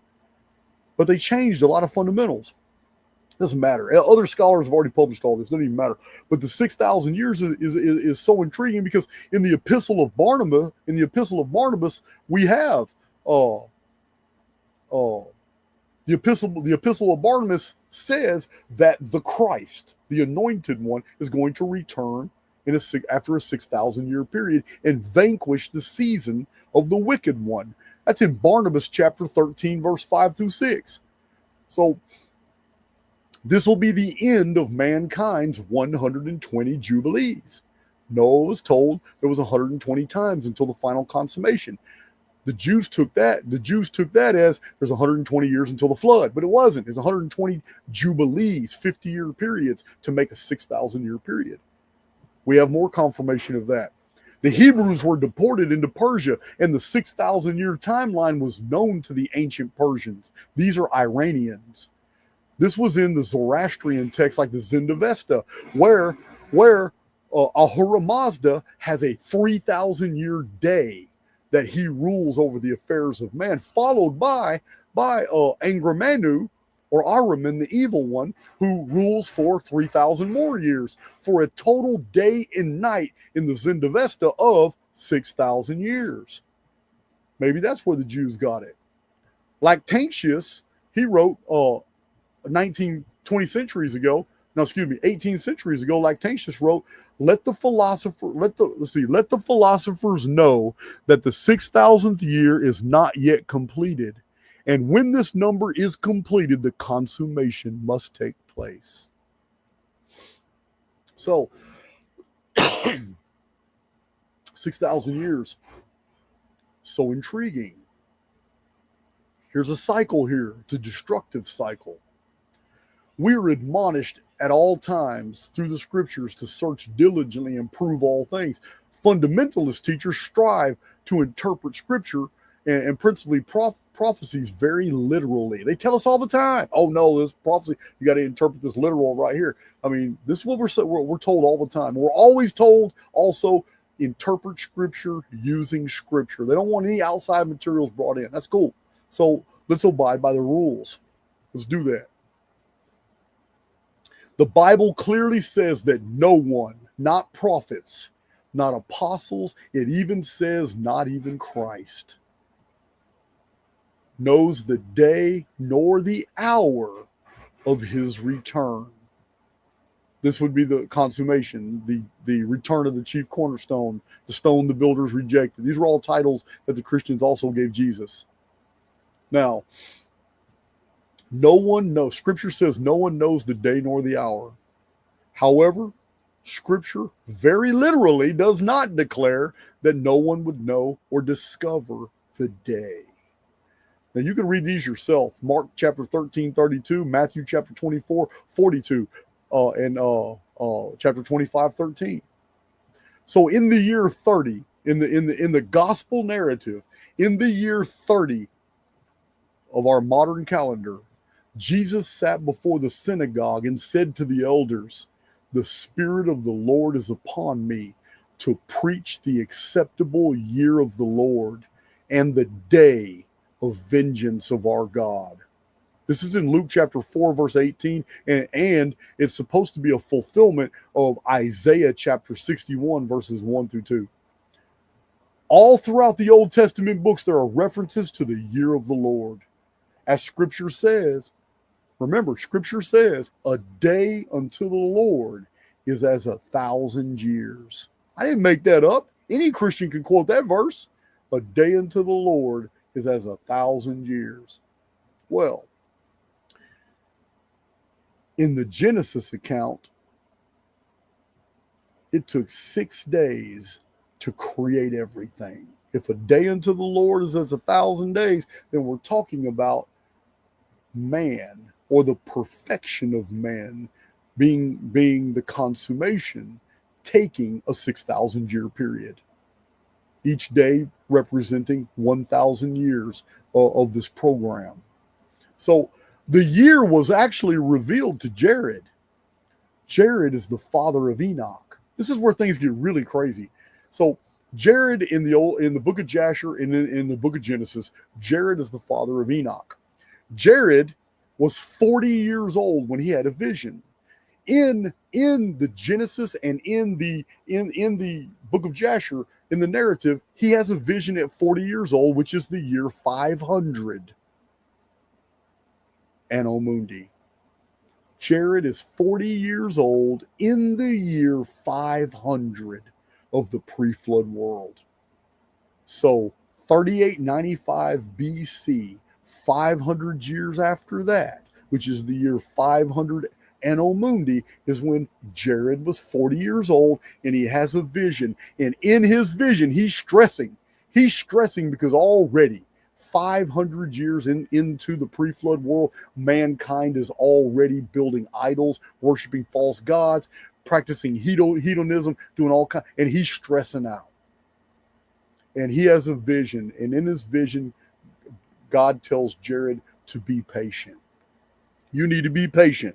And he is told that this wickedness of mankind will continue for 5,500 years. I'm not making that up.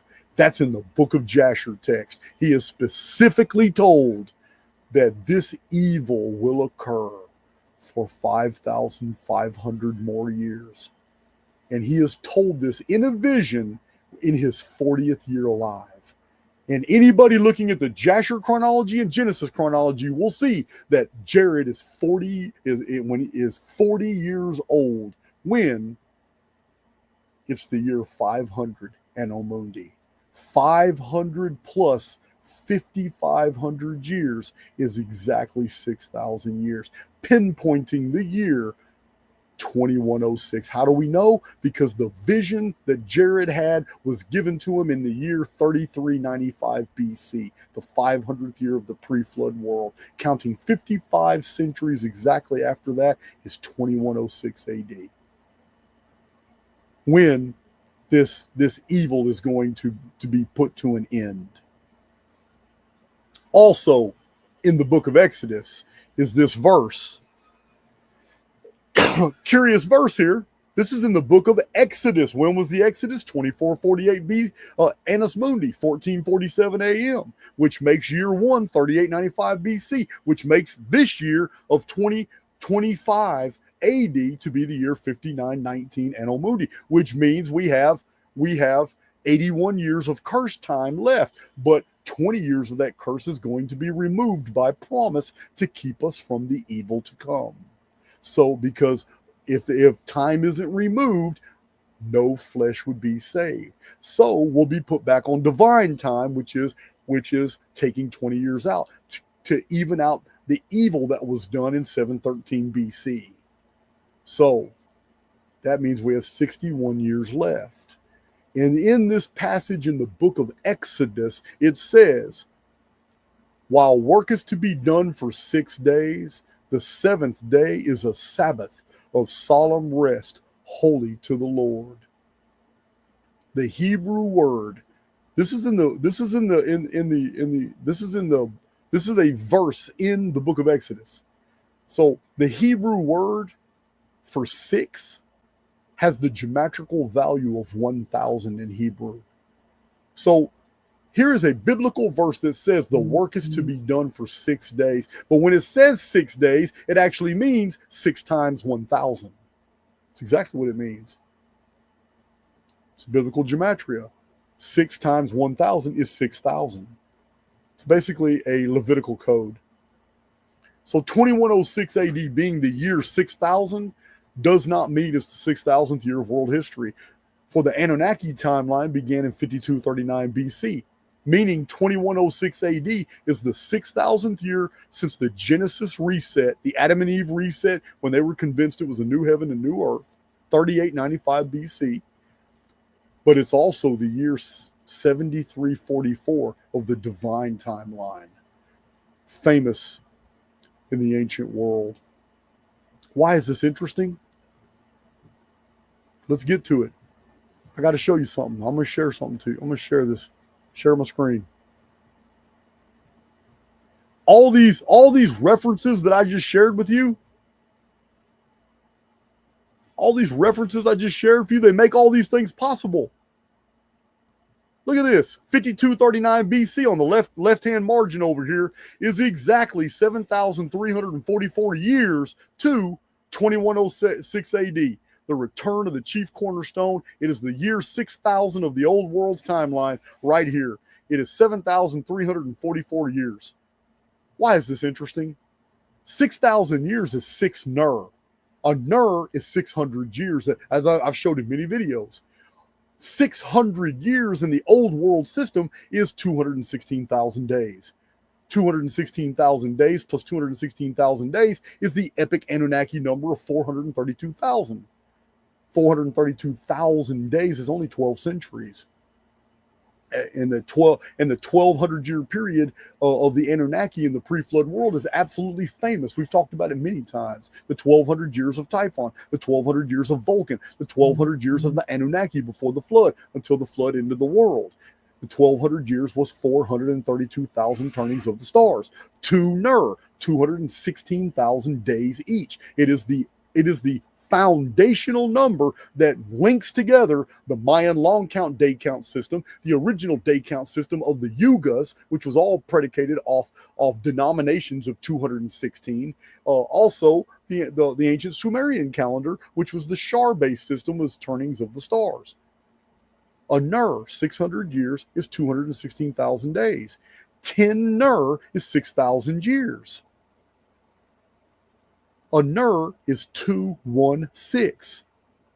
In the Anno Domini calendar, the Ner system that began in 5239 BC, because when the Ner system began, it ended up synchronizing again with the 7,344 year period that ends in 2106. But 2106 is 10 Ner since the great Adam and Eve reset in 3895 BC, the date for which you just saw all those references. This calendrical synchronicity is absolutely perfect. 2106 is 216. 2106 Anno Domini, the 6,000th year. 6,000 is 10 Ner. 2 different start dates, but the Ner system ends in 2 different ways on this date. Why is 7,344 years from the very beginning of the Anunnaki timeline important? Because it's 2448 times 3. There's your Exodus number. 3 is the number of a completion of a cycle. 2448 is right here. It's the Exodus. 1447 BC is 2448 AM. The story of Exodus is when righteous souls depart from an evil world. Egypt was described as evil. The return of that symbolism is in the book of Revelation when the world is called Egypt. It's in the New Testament. Look it up yourself. all this calendrical synchronicity is absolutely perfect. Here's 2239 BC, the Great Flood. Right here. It's the 1656th year of the old world's calendar. The calendrical synchronicity is amazing. Here it is again. 1447 BC is 2448 AM. 2448 AM is Egypt's number for cataclysm. Right there. It's 792 years after the Great Flood. Where have you seen that number before? That's the Anunnaki number. The Nemesis X object appears every 792 years. Here is, right after the flood, in the 792nd year after the flood, is 1447 BC. Colburn Bible says the doom shape appeared in the sky. Old Testament says it was the angel of death. It appeared in the sky and caused the 10 plagues over Egypt. Can't make this shit up. Here's the Phoenix timeline. Phoenix timeline has nothing to do at all. It is a 138-year timeline that starts in 4309 BC and moves forward all the way to 2178 AD when we have the collapse protocol. But what's interesting is here's the key dates. Look at this. Because this is the Phoenix chronology, and because the Phoenix chronology is every 138 years, and we perfectly got them documented. Look at this. 3895 BC is year one of the pre-flood world, but it's the 414th year of the Phoenix chronology. 3895 BC is year 414 of the Phoenix chronology, but it's year one of the pre-flood world. Here it is right here. The Phoenix caused the Adam and Eve reset. Then the pre-flood world is 1656 years. That's 138 times 12. To win the Great Flood, 2239 BC. I didn't date the Great Flood. You saw who all these people who already dated it. If you looked in Chronicon, you'd see a whole lot more people who dated the Great Flood at 2239 BC. But here it is. This is the Phoenix chronology, and it's got nothing to do with all these other sources that we just cited. But these two dates make all these perfectly in sync with the timeline that I've discussed. Here it is. It's all here. Here's 1902. Why is 1902 important? 1902 is on the 138-year timeline, but 1902 begins the last days. Nostradamus says it is the last days of the sun. Begins the last days of the sun. It's the last days of souls. 1902 is exactly 204 years to 2106 AD. 204 years. What's 204 years? It's 2448 months. Again, from 1902 to 2106, we have a countdown to Exodus. In the overall calendar that I showed earlier, we have a countdown to Exodus that started in 5239 BC, the beginning of the Anunnaki calendar. A huge countdown, cycle complete, of Exodus in 2106. A smaller Exodus countdown, it concerns this 1902 date, which I showed in my 1902 video the other day.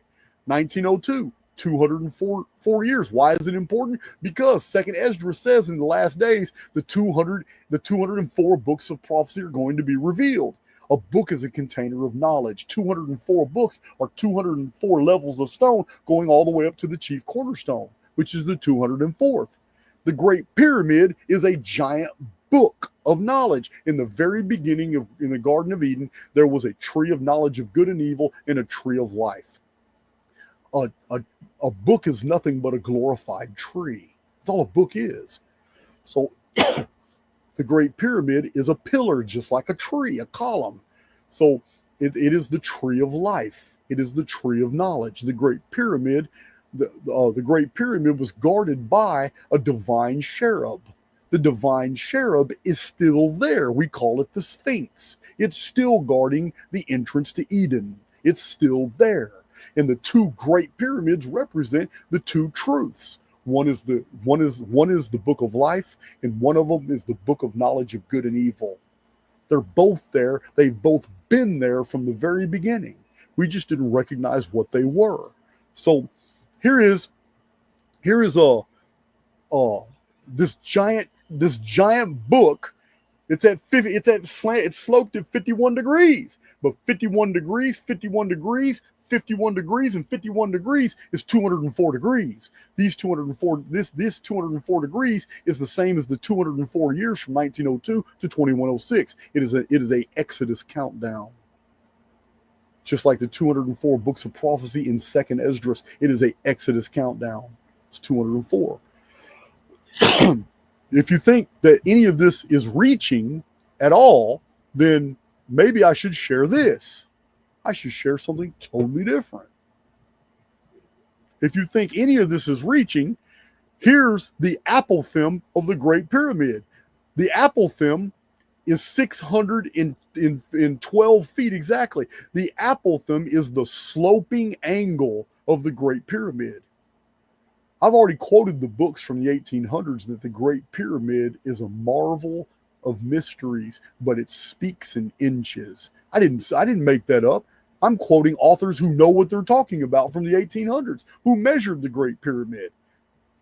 612 feet is exactly 7,344 inches. That means that the Great Pyramid's apophthegm is 7,344. The sloping distance is 7,344. This means that the message of the monument from the foundation all the way to the top is 7,344 inches. An inch inside the Great Pyramid equals a solar unit. A solar unit is a year in the Great Pyramid chronology. But here on the outside of the Great Pyramid, 7344 is the principal message, which is 2448, the number of Exodus times 3, showing that when the capstone is placed on the Great Pyramid, 7344 is filled. The 204th level of the pyramid is fulfilled. The 204th level and the 7,344th level being 2448 times 3, the fulfillment is Exodus. Exodus means departure. What is the Great Pyramid? It's a construction. It embodies the mathematics of a construct. The entire message is beautiful here, and it's all embedded in the historical timelines that I've divulged in this video and in all my prior presentations.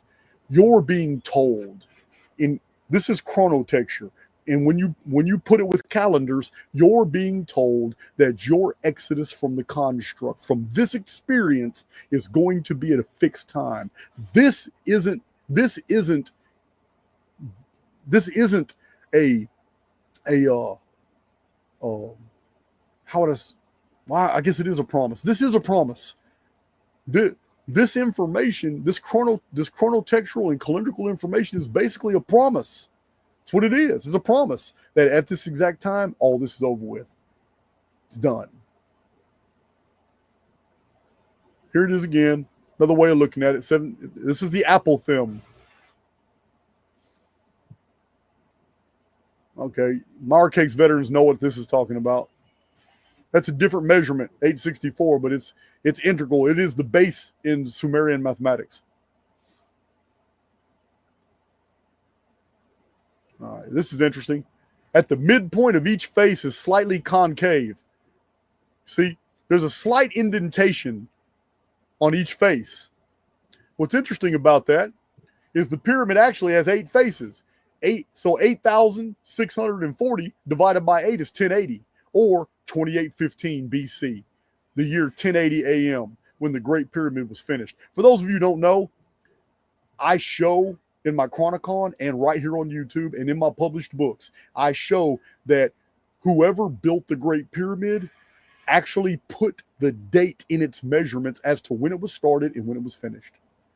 It was finished in 2815 BC. This is also recorded in the coffin text of ancient Egypt under what is known as spell 1080.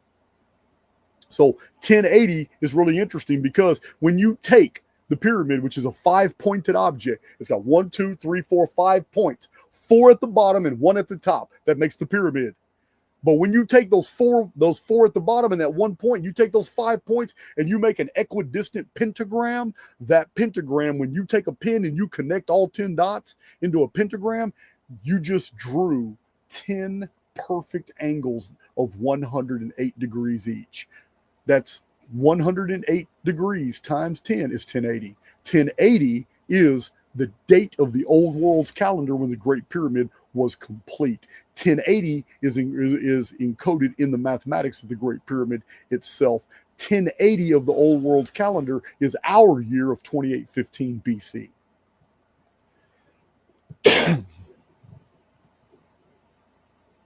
So interesting. At least to me, it's interesting. I don't know if it's interesting to you guys. I'm showing these because this is it. This calendrical perfection, all the thousands of references and hundreds of dates I've showed you of the ancient world, all the way leading up to modern times, not one year has to be changed at all. I've showed you in this video, here are the source materials for the Exodus being 1447 BC, which is also the year 2448 Anno Mundi, which gives us the year 1, 3895 BC, which gives us the flood 2239 BC, which gives us the modern year 2025 as being 5919 Anno Mundi, which gives us the year 6000 as being 2106 AD. It's very simple. There's no wiggle room here at all. So it shows all these charts that I've provided you in the past are absolutely detail specific, perfect. And there still isn't one soul out in the field in the 5 years I've been doing my call outs that's even met the challenge of even trying to refute this chronology. Not one person has come forward trying to refute this chronology. Everybody sees it and it just backs off. No one. I'm still trying to find that taker.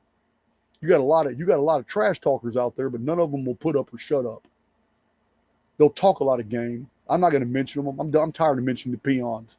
I'm just saying, not one person, not even a PhD level uniformitarian idiot. No one has come forth and said that this chronology is wrong and showed it. Guys, you have to understand, I've got almost 1,000 charts now. I've never deviated one single date since my first book was published in 2006. I don't need to, because the chronology stands perfect. Everything is synthetic. Remember, the Phoenix chronology has nothing to do with none of these dates. And yet, showing the 138-year timeline completely establishes the veracity of all the dates these source materials show that I showed you in this video. All these days. Here it is again. Look, 5239 BC, 2448 years, 2448 years, 2448 years. Bam, 2106 AD, the year 6000. And here's what's really crazy. Remember, the Exodus 1447 BC is 792 years after the Great Flood. Well, the Phoenix caused the Typhon flood, the flood of Noah, the day the sky fell, the vapor canopy collapsed. 792 years later, the doom shape, according to the Colburn Bible, appears over Egypt. It is the angel of death of the book of Exodus. This causes the 10 plagues. It's 792-year difference. But now, look at the end of the timeline, 2106 AD. 2106 AD, what do we have?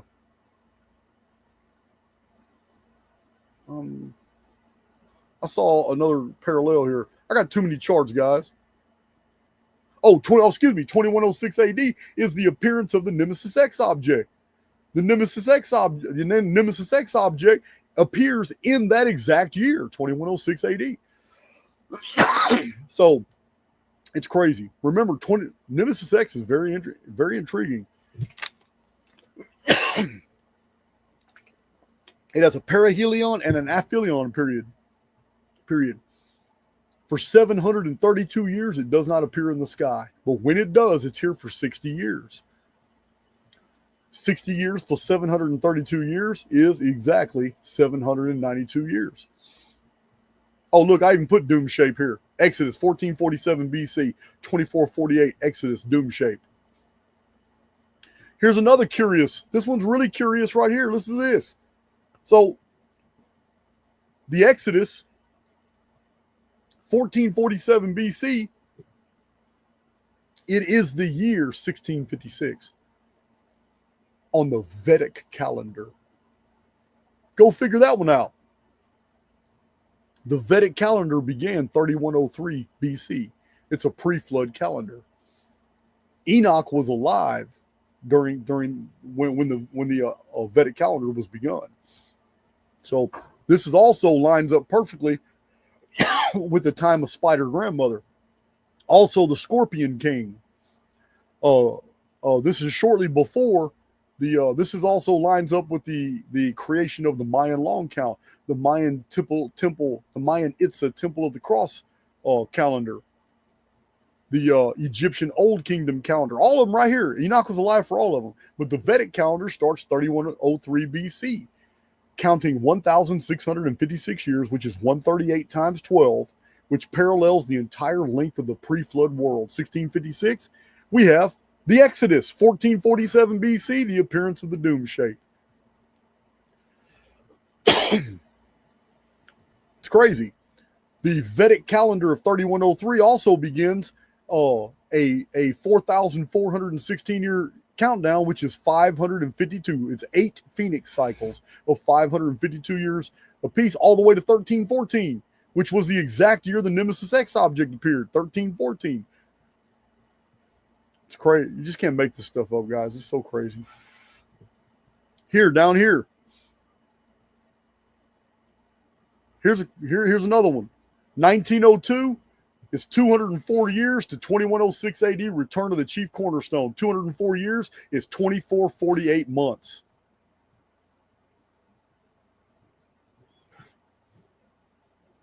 So Adam dies in the pre-flood world in the year 2965 BC. In the book of Jasher, when Adam died, the sun darkened. That's really interesting because Adam died in his 930th year. So that's 930 Anno Mundi. 930 is exactly 792 plus 138. The Nemesis X object plus the Phoenix period. It's also, get this, 930 AM, 2965 BC is also the 138th year of the Vedic calendar. Too many coincidences exhibits no coincidence at all. All these dates, here's the Atlantis chart. All these dates, every one of them are perfect. There's the Great Pyramid right there. They're all perfect. It's too synthetic. Look at all these ancient calendars. Here's the Archaix chronological chart, 5239 BC to 2046. Every bit of this is absolutely perfect. No dates need to change. All the sources that I cited in this video, none of them have to change. Every bit of this is perfectly synthetic. It just blows the mind. It blows the mind, guys. Here's another crazy one. Look at this, 5239 BC is 3,672 years to 1567 BC, which is the Battle of Megiddo. It is anciently famous Near Eastern battle. The Battle of Megiddo in 1567 BC. Megiddo is Armageddon, same place. An equal amount of years from the Battle of Armageddon is another 3,672 years to the year 2106. What is 2106 Anno Domini? It is Armageddon. Nemesis X object appears. The 7,344 timeline is over. 2448, and 2448 shows that the Exodus number is complete. 204 years from 1902, which began the last days. 204 is 2448 months. All these different species of analysis showing you the Exodus from the construct. All these pre-flood dates, none of them have to be changed. All these dates are exact because of the source materials I showed earlier in this video. All these Phoenix dates, they stay true because of the source materials, showing that May 2040 is the next Phoenix appearance. All this chart here, all these historical events on the Phoenix chronology, every bit of it remains true. Phoenix cycle dates all remains true. It's amazing, guys. None of these guys at all that I cited at the beginning of this video, at the beginning of the presentation, none of these guys knew anything about the 138-year periodicity of the Phoenix, the 552-year Phoenix cycle, or the Phoenix chronology. None of them knew any of the Phoenix chronology, and yet the Phoenix chronology perfectly, for totally different reasons, totally different cycles and epicycles, matches the dates perfectly. How is that possible? Unless it's the truth. It's all here.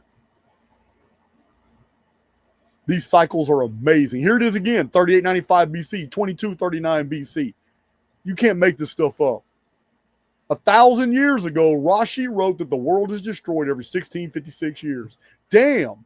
Look at all these 1656-year cycles, punctuated only by Phoenix cycles of 552. All of them are divisible by 138. Can't make this stuff up. All these dates. Every bit of it fits. Chronology of Earth history through megalithic analysis. All these dates. All this past Archaix research. I just showed you about 20. I could have showed you 500 charts. I just wanted to show those. I just want to reinforce my point. That's all I wanted to do. Reinforce that point. Let's get in here real quick.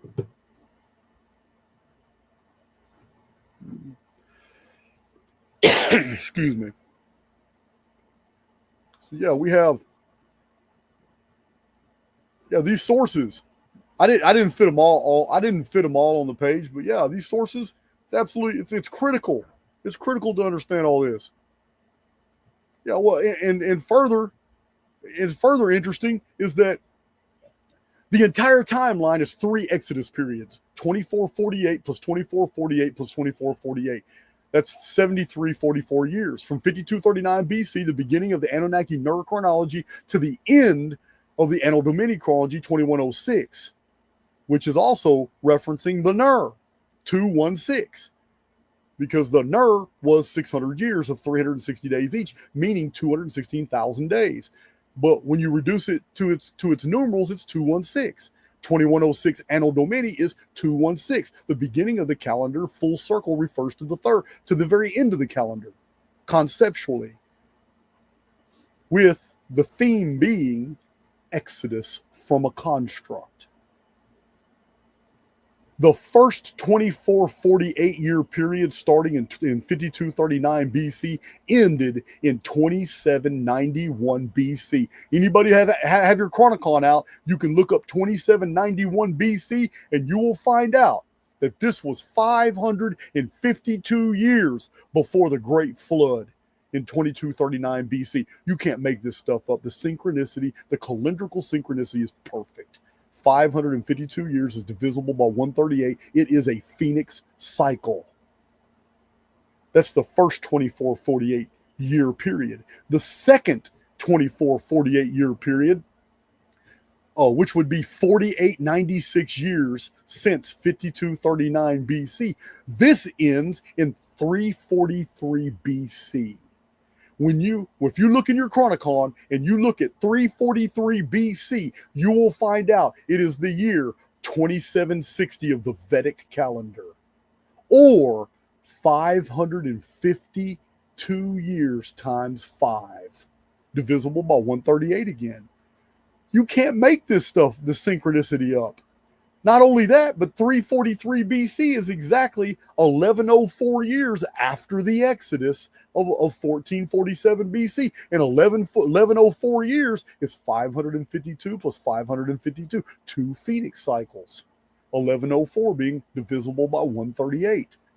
The Vedic calendar that started in 3103 in every way has proven to us to be a prophetic calendar. In every way. Just like the Mayan long count. That's why I've told you guys in the past, these calendars aren't what you think they are. No one in the ancient world had a vision and made all this stuff up. No. The pre-flood world was technologically advanced, and every bit of this was already worked out by computers. What I'm conveying to you is that in a computer age in the last days, we are now putting together the history of the world. I call it Chronicon. You can download it if you want from the description box. But when I put these things together, I didn't even know them. I didn't even realize all these synchronicities were here. All I know is I had the right dates because I cross-referenced them with all the ancient sources I could. Only ex post facto was I able to find all these amazing correlates. But we are rediscovering what people with computers did a long time ago. They had already worked out all these calendrical things. They knew the exact timing of the future. They knew the structuring of the construct. They knew these were cataclysm protocols, and they mapped them for us. And the only way they could preserve them through all time periods was to enmesh them and basically disguise them as a calendar, knowing that a people culturally are going to protect the integrity of their timekeeping systems as a religious duty, not knowing they were actually preserving the techniques of high sophisticated programming. This is all I'm showing in Archaix. We're rediscovering advanced calendrics. We're not making anything up. The reason all these parallels and synchronicities, all these things mesh so perfectly mathematically in Archaix is because we're just reconstructing what somebody already did in the ancient world. They did it so we would put these things together. They encoded these in calendars. The calendars themselves are meaningless. It's the information they contain, the mathematics. The arithmetic of the calendars convey to us deep truths about the construct we're in. They also give us an exit date. And giving us an exit date is a way of giving us hope. We realize, damn, man, okay, cool. Once we figure all these things out, nothing here really matters anymore. We can lay back, chill, and relax now. Now we understand. This should be liberating to you, not oppressive. Informations that are oppressive to you are because you're not resonating with them. If you're resonating with the information, they become liberating. This is what's happening here. So, the second period was 343 BC, and that linked up too with the Phoenix chronology perfectly. And the final one, of course, adding 2448 years to 343 BC, of course, lands us at 2106 AD, the year 6000, the exodus from the construct. Yeah, you just can't make this stuff up. I'm gonna tell you something else. That's baffled researchers. The Sothic cycle of ancient Egypt is totally misunderstood. Did you know that there's no agreement among even Egyptian sources trying to figure out the origin of the Sothic cycle, what the Sothic cycle even means at all? Yeah, they don't know. I know. I'm about to tell you right now, but it has become so ingrained. There's many researchers that just dismiss it as a later Greek fabrication because there's no evidence of it in ancient Egyptian lore. So the Egyptian Sothic cycle has always been a problem for Egyptologists because its origin is unknown, and there just isn't any evidence from Egyptian texts that this was a calendar in use by the Egyptians. Anybody trying to show that the Sothic cycle was known to the ancient Egyptians, like Graham Hancock, they have to force fit a lot of BS in there to get you to make that cognitive leap. Yeah, they have to get you to suspend your disbelief in order to accept their theory. I'm going to show you right here where it came from. So the Sothic cycle is precisely 1,461 years, and there's been published numerous theories about it. But the truth is that it was an ancient reference to a 1,461 year period leading up to 1447 BC, the 10 plagues over Egypt. The Sothic cycle of 1,461 years is borrowed from somewhere else, but it became identified with Egypt because of what happened, the great cataclysm, the total collapse of the infrastructure of Egypt. But 1,461 years isn't a cycle. It's a countdown. It's a timeline. It's a prophetic timeline. The Exodus is the story of the departure of a people from an evil world, Egypt. And this is exactly what we find 1,461 years earlier in the year. Listen, guys, pay attention. This is a bam. 1447 BC is the exodus of Israel out of Egypt. But 1,461 years, the Egyptian Sothic cycle, it lands us precisely at the year 2908 BC, which if you open your chronicons, you will see that 2908 BC is the exact year that Enoch, the architect and builder of the Great Pyramid, Enoch ascended into heaven. He made his exodus. He departed the construct. It is one of the greatest stories of the ancient world. It was told in ancient Babylon as Dumuzi. Dumuzi ascended and was no more. It was told of Etana in Sumer. Etana ascended to heaven. He was no more. It was told by the early Hebrews as Enoch. They pronounced it Hanok. Hanok ascended into heaven. He was taken by God and he was never returned. He exited the construct. The disappearance of Enoch recorded in the book of Genesis is in the year 2908 BC. 2908 BC, counting 1,461 years is the year 1447 BC, the exodus of the Israelites from Egypt. 1461 is the Egyptian Sothic cycle. 2908 is when Enoch was taken. Taken means he was removed from the construct. If you follow the Christian prophecies in the New Testament, you will find out that two are in the field, one is taken and the other left. Two women are grinding at the mill, one is taken and the other left. Two men are standing on the road, one is taken and the other is left. So this is a really interesting deal, but it doesn't come without validation. It doesn't come without validation at all, guys. You have to understand, this is a prophetic timeline. 1461 years from the vanishing of Enoch, removal from the construct, to the removal of the Israelites from Egypt. 1461 is verified by the chronographers when they encoded in the book of Genesis that Enoch was going to live for 365 years. But the time period that Enoch actually was among us in the pre-flood world, in the Genesis narrative. I'm just saying it's a story. I'm not saying it actually happened. I'm saying it's in the narrative. It's in the programming. Enoch would have lived 365.25 years, and then God took him, which is his life was a prophecy. Just like the prophets in the Old Testament that were told, lay on your side for 40 days and 40 nights. And the prophet that was commanded laid on his side for 40 days and 40 nights. And then when he was done, he asked God, why was I asked to lay on my side for 40 days and 40 nights? To what purpose was that? And God told the prophet, because you have lain on your side a day for each year that I shall punish Israel. Over and over, the prophets were told to do things, and a day equaled a year. So in the exact same concept here, we have Enoch, who was a chronologist, a mathematician, an architect, and he disappeared and was no more. He disappeared into the sky. What's in the sky? The sun. Enoch lived 365.25 days. 365.25 years of the pre-flood world, and he was gone.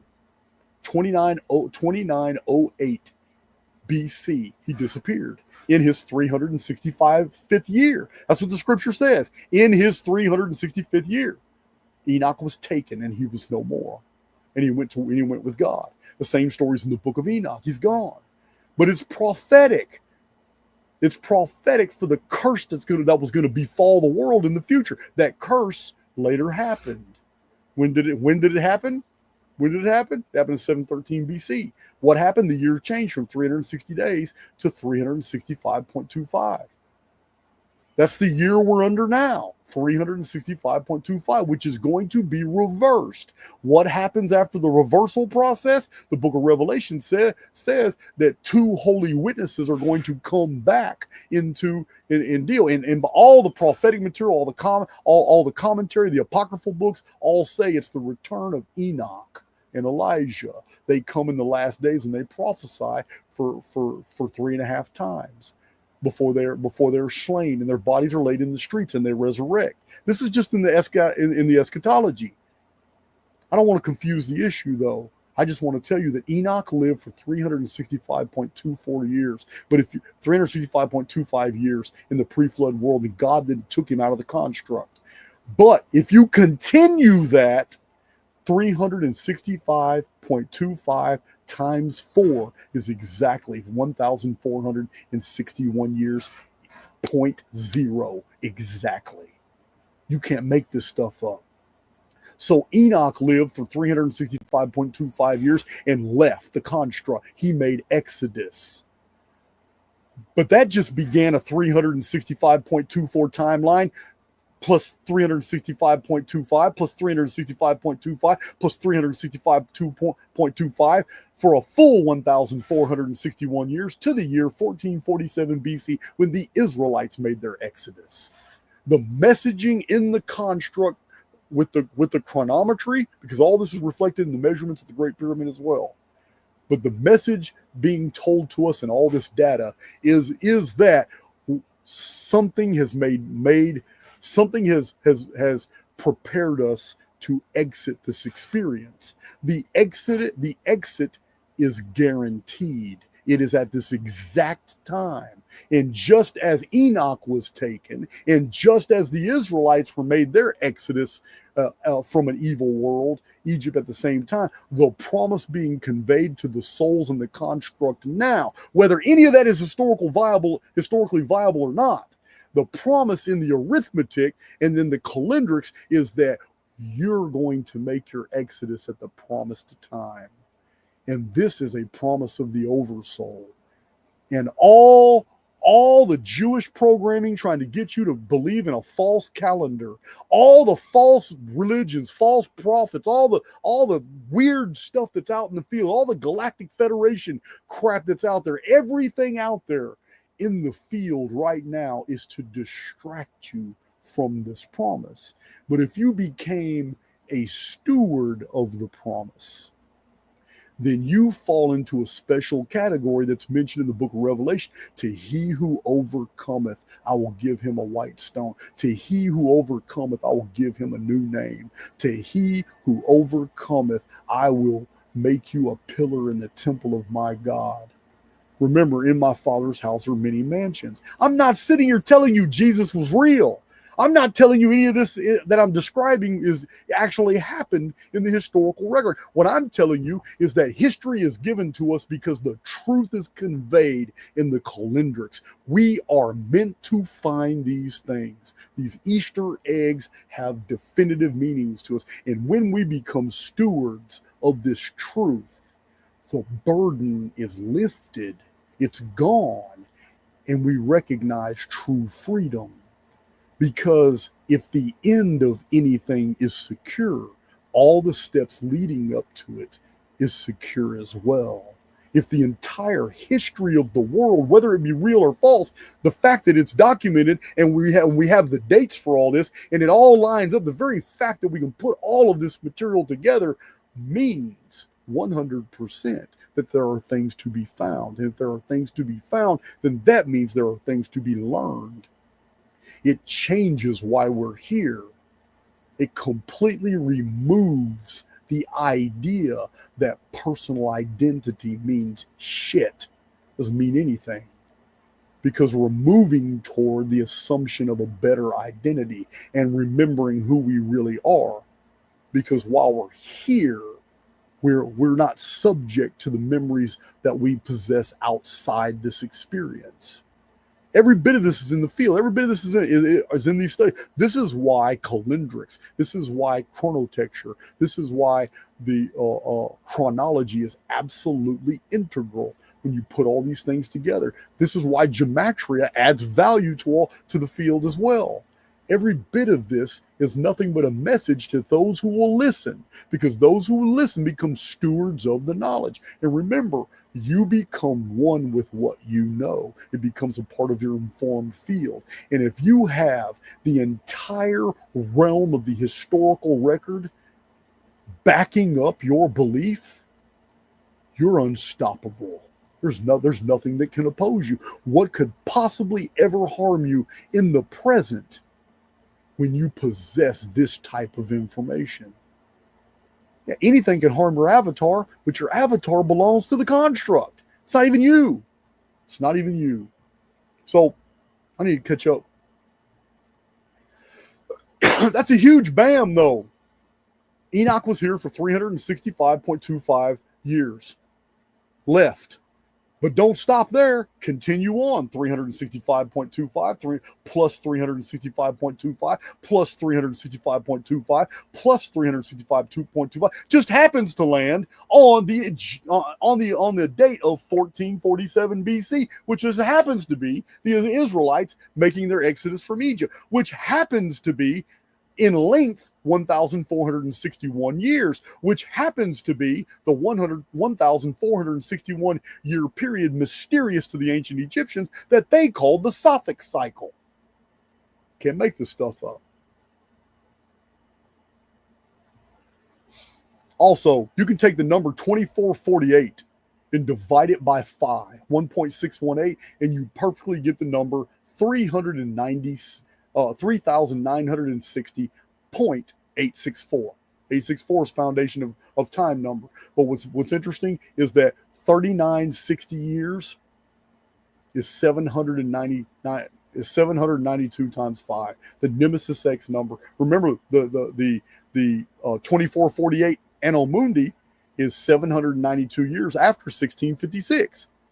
The Great Flood of 2239 BC is 792 years before the Exodus. The doom shape appears in 1447 BC. Can't make the correlates are everywhere. They're everywhere. Even in other dimensions of arithmetic. It's just so crazy. So crazy. So what this essentially means for you is that this year is 2025 Anno Domini. It is correct. Don't listen to these other people telling you this ain't really the year 2025. It is.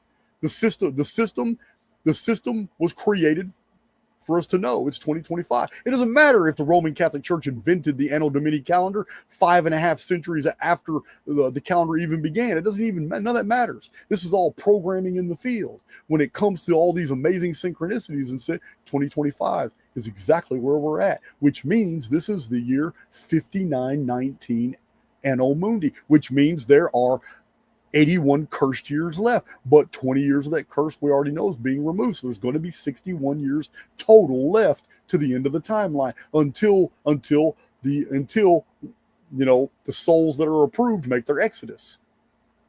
Yeah, not all souls are making their exodus. They are not.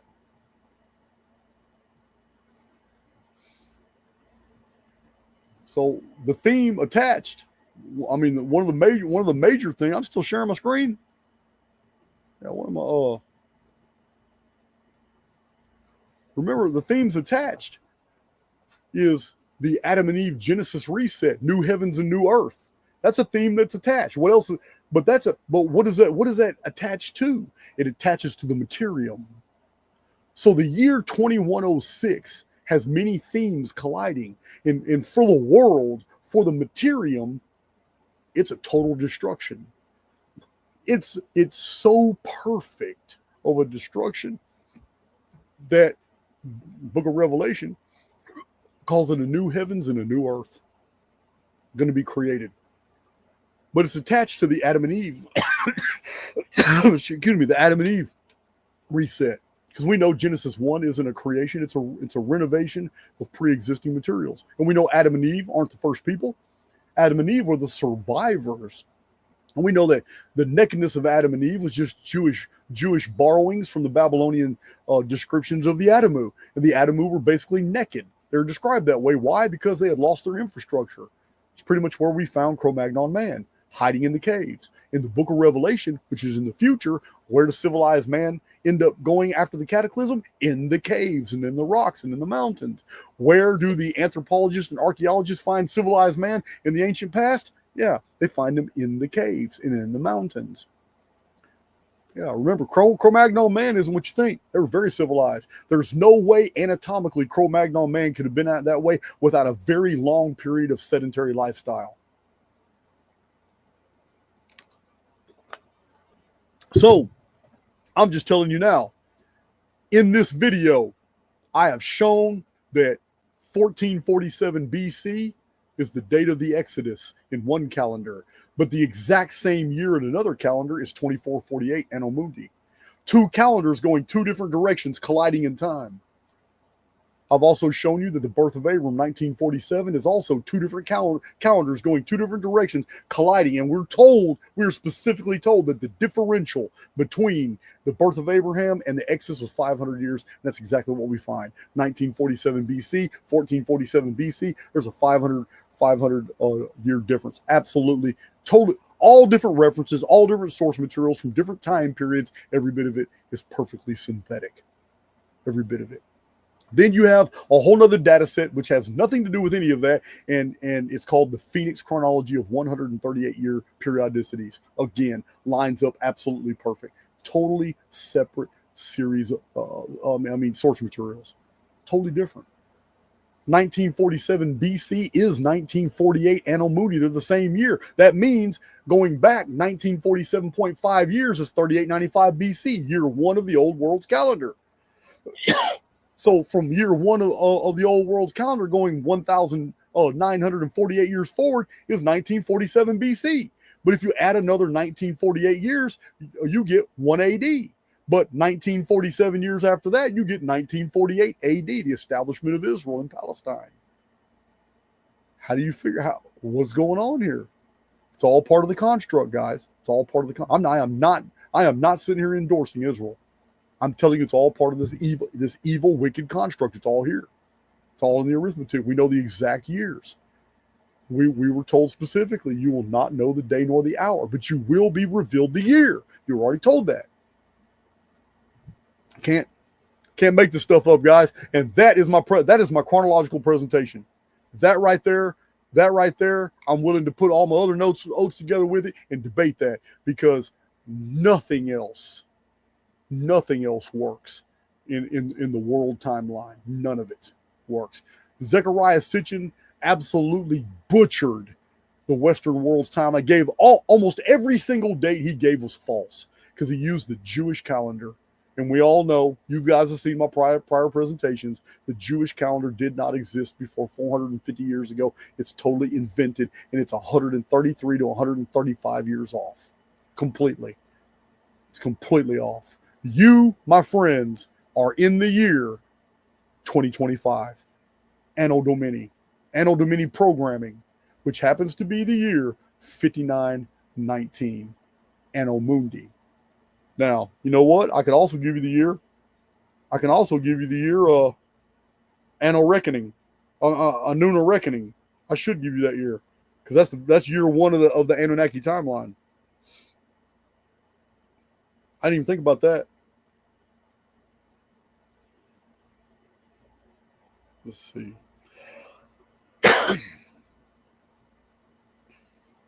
$72.57. So this year, oh no, I'm sorry, that's 5913. I'm sorry, I put the wrong date in there. So 5919. Oh, 19 plus. Okay, 5919 plus. You are in the year 7263. I'm gonna put that right here. Okay, 7263. Anuna Reckoning. That's from 5239 BC. You are in the year 2025, Anno Domini. And you are in the year, 5919 Anno Mundi. There it is. So 5919 minus 2448 means that the Exodus event of Israel was 3,471 years ago. The Exodus of Israel from Egypt was 3,471 years ago as of this year. Interesting.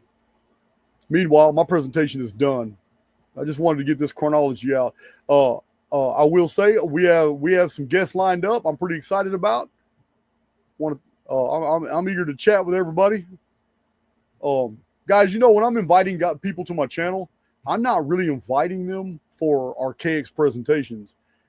We're inviting them to see what they do, what passion they bring to the table, how long they've been, in the field, what their accomplishments are, what their message is, where they see themselves in the future. This is what I bring people to Archaix. I don't bring people to Archaix to sit here and cram Archaix data and information down their throats. Some of you asked me about that in an email.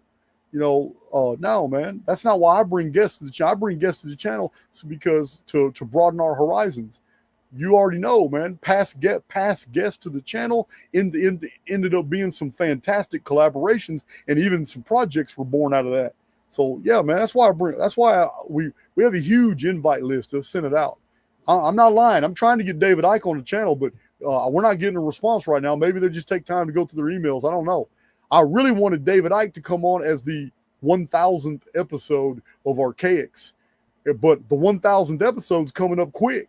I can manipulate it a little bit by deleting some older videos, but man, it's coming up quick, guys. It's like 4 or 5 more videos, and I'll have 1,000 videos. I wanted to debut David Icke because I read him when I was a child. I wanted him to be my 1,000th video, but I don't know if he's going to answer the email fast enough. You got to know when you're at his level, you're busy all the time. Yeah, you're just busy all the time. Yeah, man. I got some other good guests already lined up. I'm not going to tell you who they are right now. Really good guests already lined up. People have got some pretty fascinating stuff. Meanwhile, 2 hours and 45 minutes I ran my mouth on 1 cup of coffee. How did I do that? That's amazing. That is amazing. Anyway, guys, I'll holler at you later. Love you. And I'll be looking forward to any of those people out there in the field who think they can pull their chronological britches up and try to overturn all this data. I would really like to see that. Love you.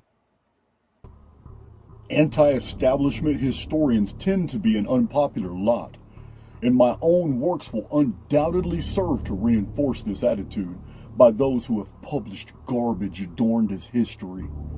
It is my intent to make enemies, to topple their cherished pillars, to silence those charlatans who have sold their fictions off as facts. My mission is to educate those willing to know. I have no doubt I will lock horns with many along the way. The materials that I offer in my books are for those who are unafraid of the dark, who want the truth undiluted, direct. The ancient past, behind the scenes happenings throughout all time periods, censored histories, the academic cover-ups, real facts about race, religion, subversive societies, and even predictive systems of analysis by which future events can be known beforehand or uncovered and explained. Archaix is for the public domain to come to a place where they can receive information that has not been diluted. It has not been censored. You're not going to like some of the things you hear. Some of the many videos are going to tick you off. They're disturbing. The core things that we have been taught since we were introduced into this world have to be peeled back layer by layer by layer for us to fully comprehend the absolute medium of deception that we are totally immersed within. Our world is not what you think it is, but it is a beautiful place. It's all a matter of perception. But where we've been in the past in the collective, as a species, as a race, and where we have traveled in the past up until the present, in our personal lives, has everything to do with where we're going. One who is properly informed is not easily deceived.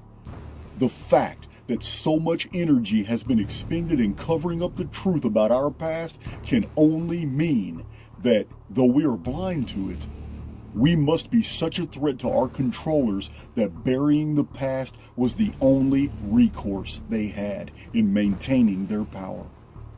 Or, said another way, we are more than we suppose ourselves to be.